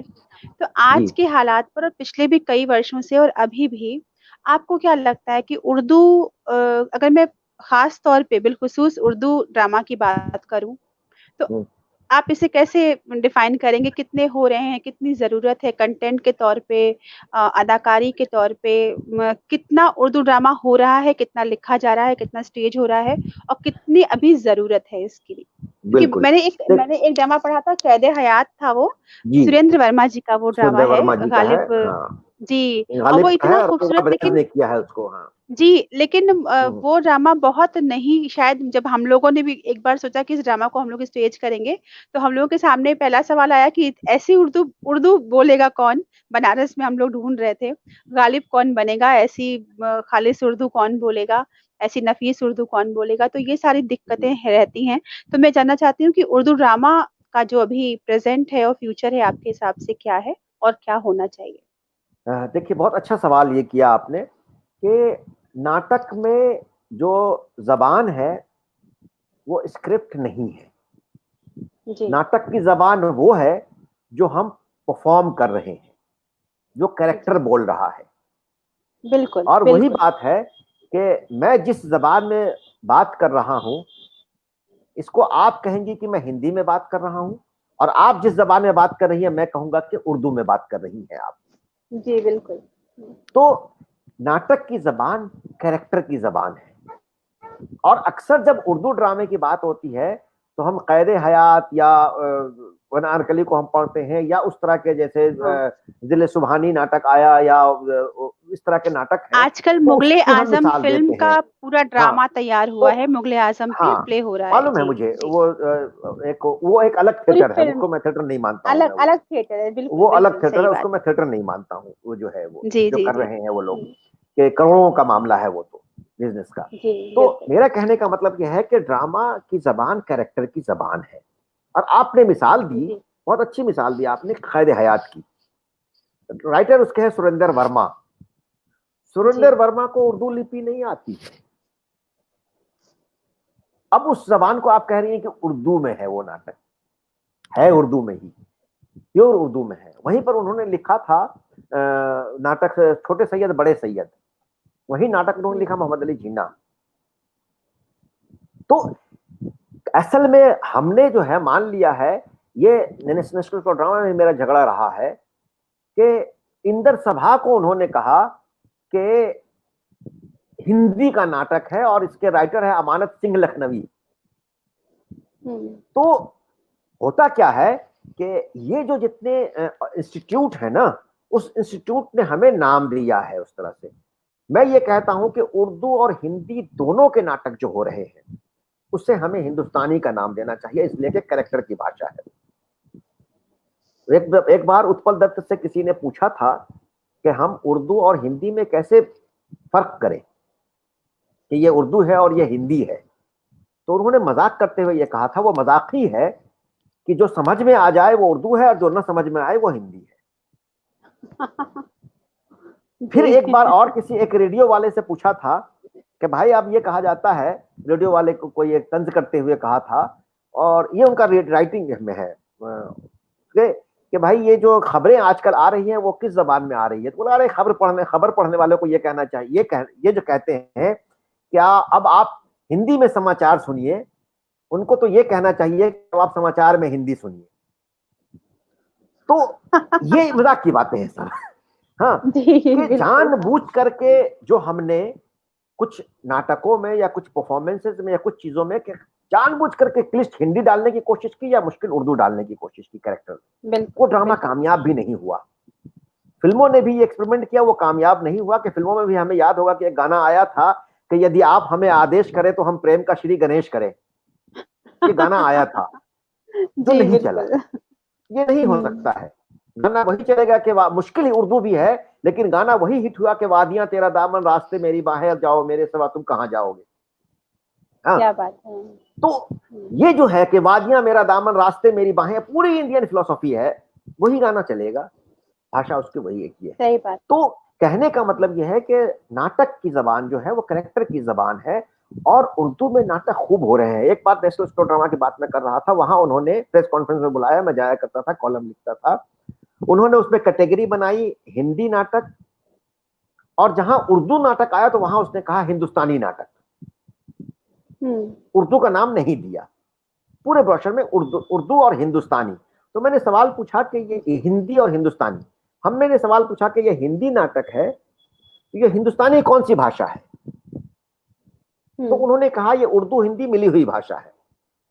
तो उसी जमाने में और बहुत सारे नाटक थे उसी लिस्ट में, तो मैंने कहा ये जो है इसकी भाषा क्या है, इसकी भाषा क्या, इसकी भाषा क्या, सबको आप हिंदुस्तानी कह दीजिए। उसके बावजूद हिंदुस्तान का कोई भी ऐसा फेस्टिवल नहीं है जिसमें उर्दू के 2-3 ड्रामे नहीं शामिल होते हो। National school of drama Bharat रंग महोत्सव करवाती है, उसमें 5-6 उर्दू के नाम से अब ड्रामे होते हैं। और अगर फेस्टिवल में ड्रामे शामिल है, भारत रंग महोत्सव में 5-6 ड्रामे शामिल, इसका मतलब ड्रामा हो रहा है, ड्रामा कर रहे हैं लोग। और परफॉर्म करने वाले की चूंकि वो स्क्रिप्ट नहीं आ रही है सामने आपके, इसलिए आपको लग रहा है, पढ़ते हैं चूंकि मेज पर आप, तो आपको लग रहा है ड्रामा नहीं हो रहा है। कश्मीर से लेके कन्याकुमारी तक उर्दू ड्रामा हो रहा है। कश्मीर में मुश्ताक खान कर रहे हैं, मुश्ताक काक कर रहे हैं, बंगाल में अजहर कर रहे हैं, जहर अनवर कर रहे हैं, वहाँ नौशाद कर रहे हैं, पटना में बहुत, बिहार में लोग कर रहे हैं, लखनऊ में कर रहे हैं, दिल्ली में तो खैर बहुत सारे लोग हैं जो कर रहे हैं, आंध्र प्रदेश में विनय वर्मा कर रहे हैं, जो साहिल लुधियानवी, हलीम बिरयानी और बहुत सारे ड्रामे उनके विनय वर्मा है। महाराष्ट्र में पूरा हो रहा है, गुजरात में उर्दू ड्रामे हो रहे हैं। कौन सा ऐसा वहां शोलापुर, मालेगांव, पुणे, कौन सी ऐसी जगह जहां नहीं हो रही है। लेकिन चूंकि जो उसकी ऑडियंस है वो लिटरेचर प्रोफेसर उर्दू नहीं है, वहां देखने वाले क्रिटिक नहीं है, हमारे उर्दू जो सो कॉल्ड क्रिटिक है वो नहीं जा रहे हैं देखने, तो इसलिए हमें सामने आ ही नहीं रहा है कि यहाँ ड्रामा हो रहा है। दूसरे हमारे मीडिया का भी एक ये है कि अंग्रेजी में हर हफ्ते एक कॉलम फिक्स है कि वो नाटकों पर होगा। हमारे उर्दू हिंदी मीडिया में नहीं है, प्रिंट मीडिया में देखें आप तो, कि हर हफ्ते एक रिव्यू आएगा ही नाटकों पर, तो हमें पहुंचती ही नहीं है वो खबर। लेकिन नाटक खूब हो रहे हैं, हर महीने हो रहे हैं, हर रोज हो रहे हैं। आजकल जो वेब आप कह रही हैं, इस पर आप देखें कि कहानियों को नाटकीय रंग में पेश कर रहे हैं, खतूत को पेश किया जा रहा है, दूसरे बहुत सारी नाटकीय, मैं ये नहीं कह रहा हूं कि वो थिएटर हो रहा है, लेकिन प्रेजेंटेशन हो रहे हैं। उर्दू का थिएटर बहुत हो रहा है, बहुत लिखा जा रहा है, बहुत परफॉर्म किया जा रहा है। यहाँ दिल्ली उर्दू एकेडमी हर साल उर्दू ड्रामा फेस्टिवल करवाती है, महाराष्ट्र उर्दू एकेडमी करवाती है, बंगाल उर्दू एकेडमी करवाती है, बीच में जयपुर में राजस्थान उर्दू एकेडमी ने कई फेस्टिवल करवाए हैं, कश्मीर में वहाँ खूब फेस्टिवल हो रहा है, वहाँ मुश्ताक का लगातार काम कर रहे हैं। तो ये तो सरकारी है। और नेशनल स्कूल ऑफ ड्रामा अपने सीन वर्क में वहाँ के कोर्स में आगा हश्र शामिल है।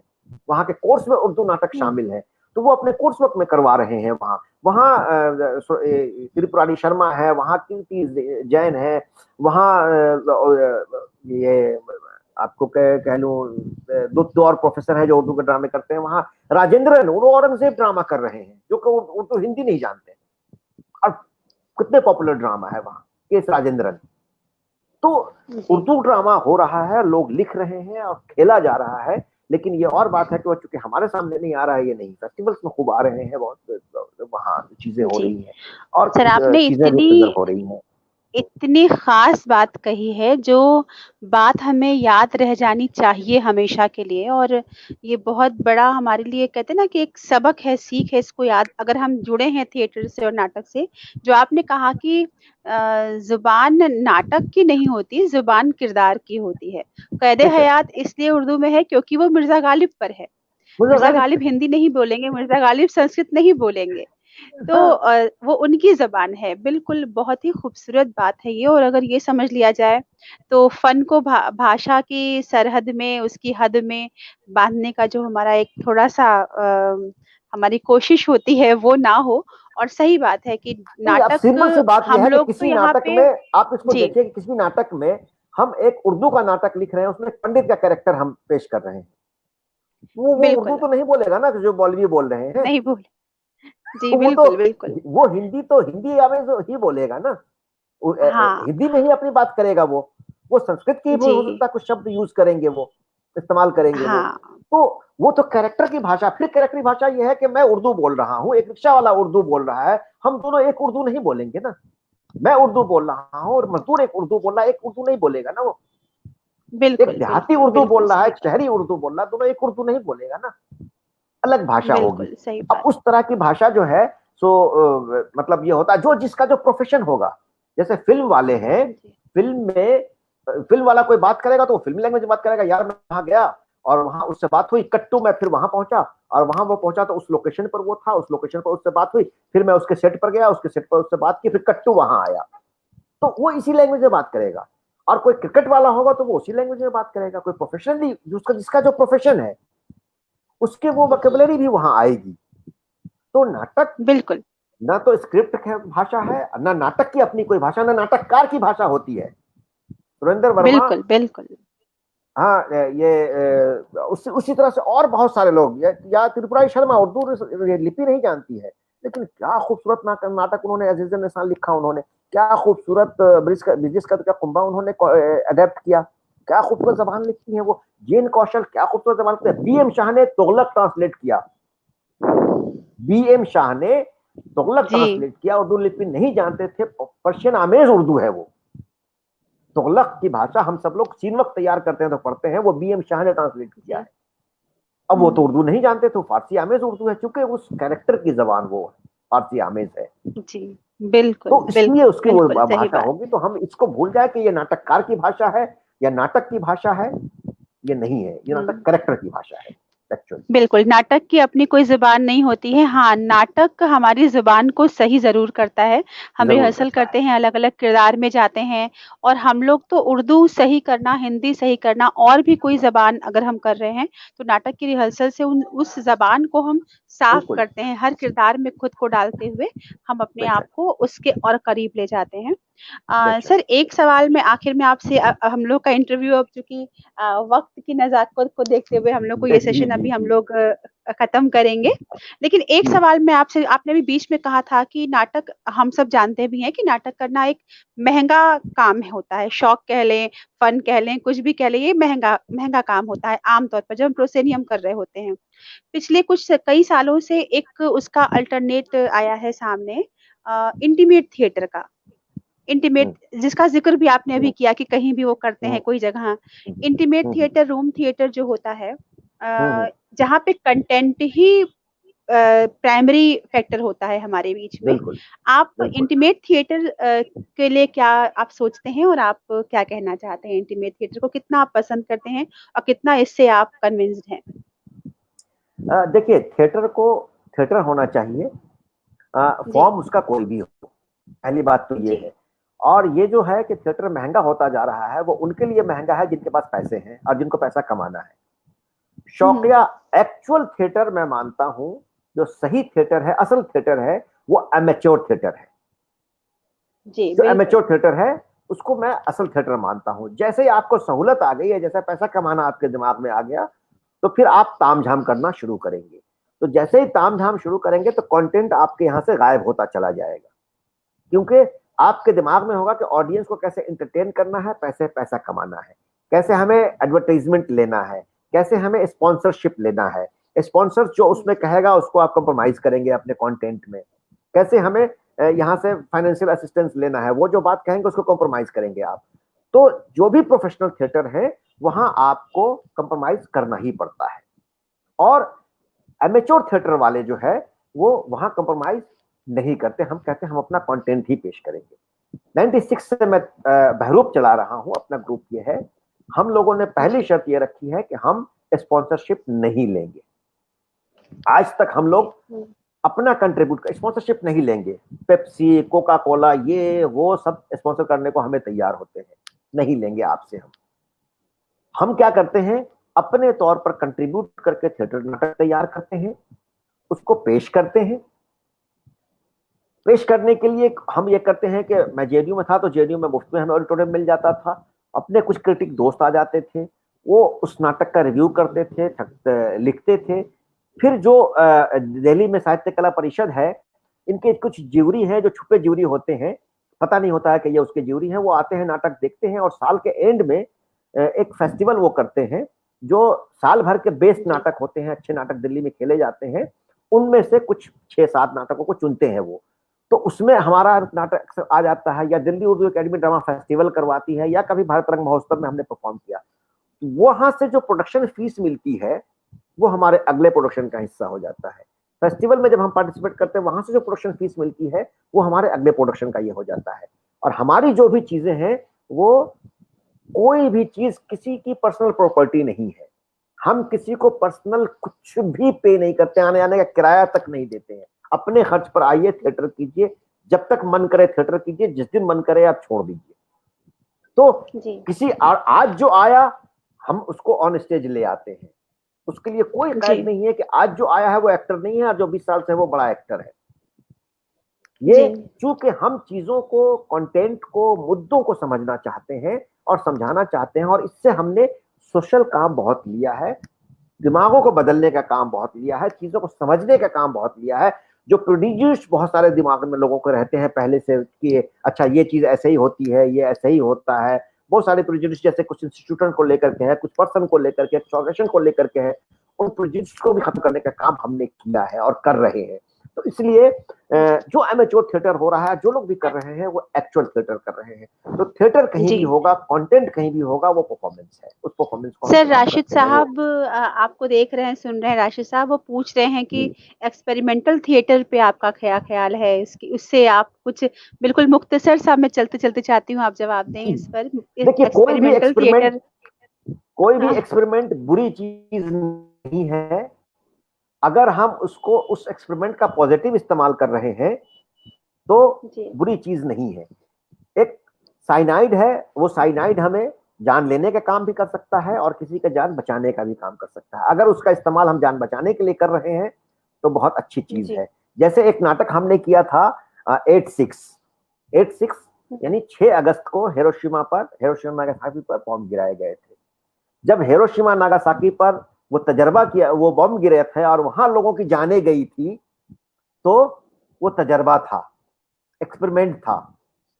और जब 9/11 हुआ तो वो टेररिज्म था, वहां भी लोगों की जाने गई। तो जान लेने वाला कौन है, उसके हिसाब से अगर हम उसको तय करेंगे कि ये तजर्बा है या जी टेररिज्म है। जान जा रही है तो हमें फिक्र करनी चाहिए कि लोगों की जान जा रही है, जान नहीं जानी जी चाहिए किसी की। बिल्कुल। तो थिएटर के लिए अगर हम एक्सपेरिमेंट कर रहे हैं, अगर वहां थिएटर है तो हमें मंजूर है वो एक्सपेरिमेंट, और उस एक्सपेरिमेंट को जरूर करना चाहिए, जिससे हम ज्यादा बेहतर तौर जी पर अपने कंटेंट को अपने ऑडियंस तक, अपने नाजरीन तक पहुंचा सके। तो मैं उसको बुरा नहीं मानता हूं। जी उसको कैसे किया जा रहा है वो बुरा है। कोई भी चीज बुरी नहीं है, उसका इस्तेमाल कैसे कर रहे जी हैं। एक डंडा हम सहारे के लिए इस्तेमाल कर रहे हैं या मारने के लिए इस्तेमाल कर रहे हैं, उस पर डिपेंड करता बिल्कुल है उस बिल्कुल। डंडे को मारना। मारने के जी लिए कर रहे हैं तो बिल्कुल। गलत है, सहारे के लिए कर रहे हैं तो अच्छा है। जी, बिल्कुल सही। और यही बात शायद चाकू पर, आग पर, सब पे लागू होती सब है कि चीज हम पर, हर इसका चीज पर। इस्तेमाल कैसे कर रहे हैं। सारा ये हमारा टूल है, प्रॉप है, इसको हम कैसे अपनी ज़िंदगी के नाटक में इस्तेमाल करते हैं, इस पर बेशक डिपेंड करता बेशक। है। और हाँ, शेक्सपियर ने कहा था कि ये पूरी ज़िंदगी ही एक स्टेज है और हम सब अपना-अपना बेशक किरदार निभाते हैं और बेशक। जाते हैं।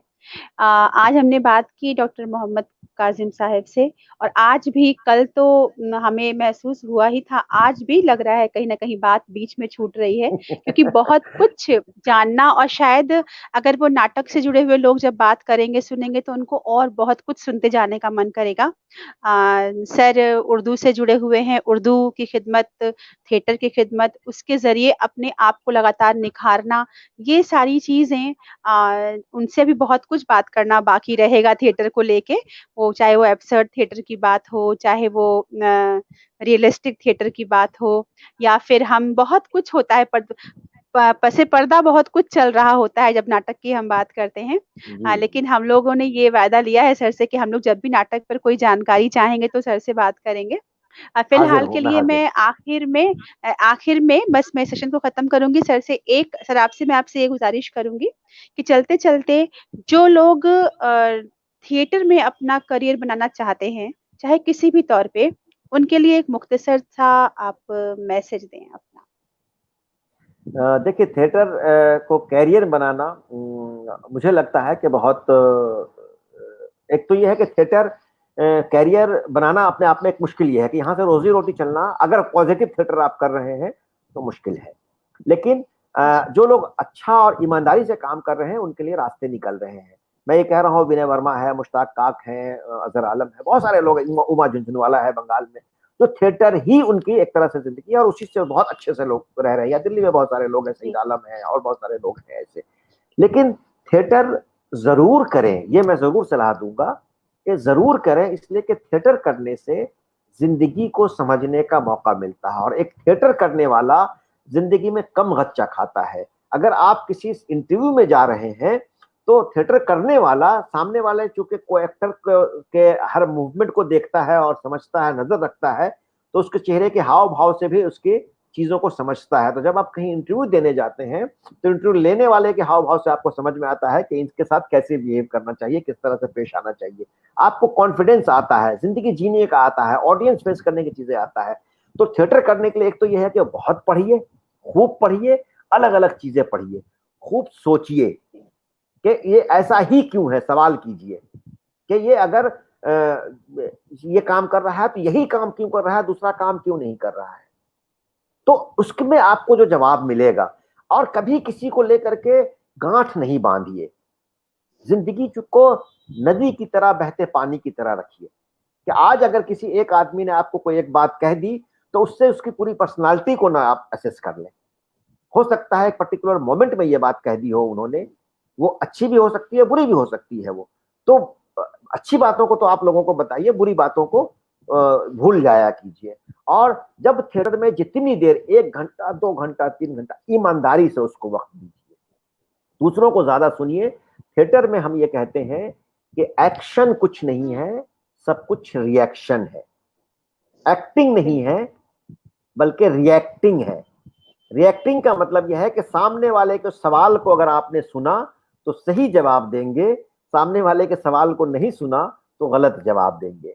ये सिखाता है आपको। तो को एक्टर को सुनने की आदत आपको हो जाएगी तो जिंदगी में सही जवाब देने की आदत हो जाएगी। कि तो जी, लोगों को सुने, समझें, फिर आप उस पर रिएक्ट करें।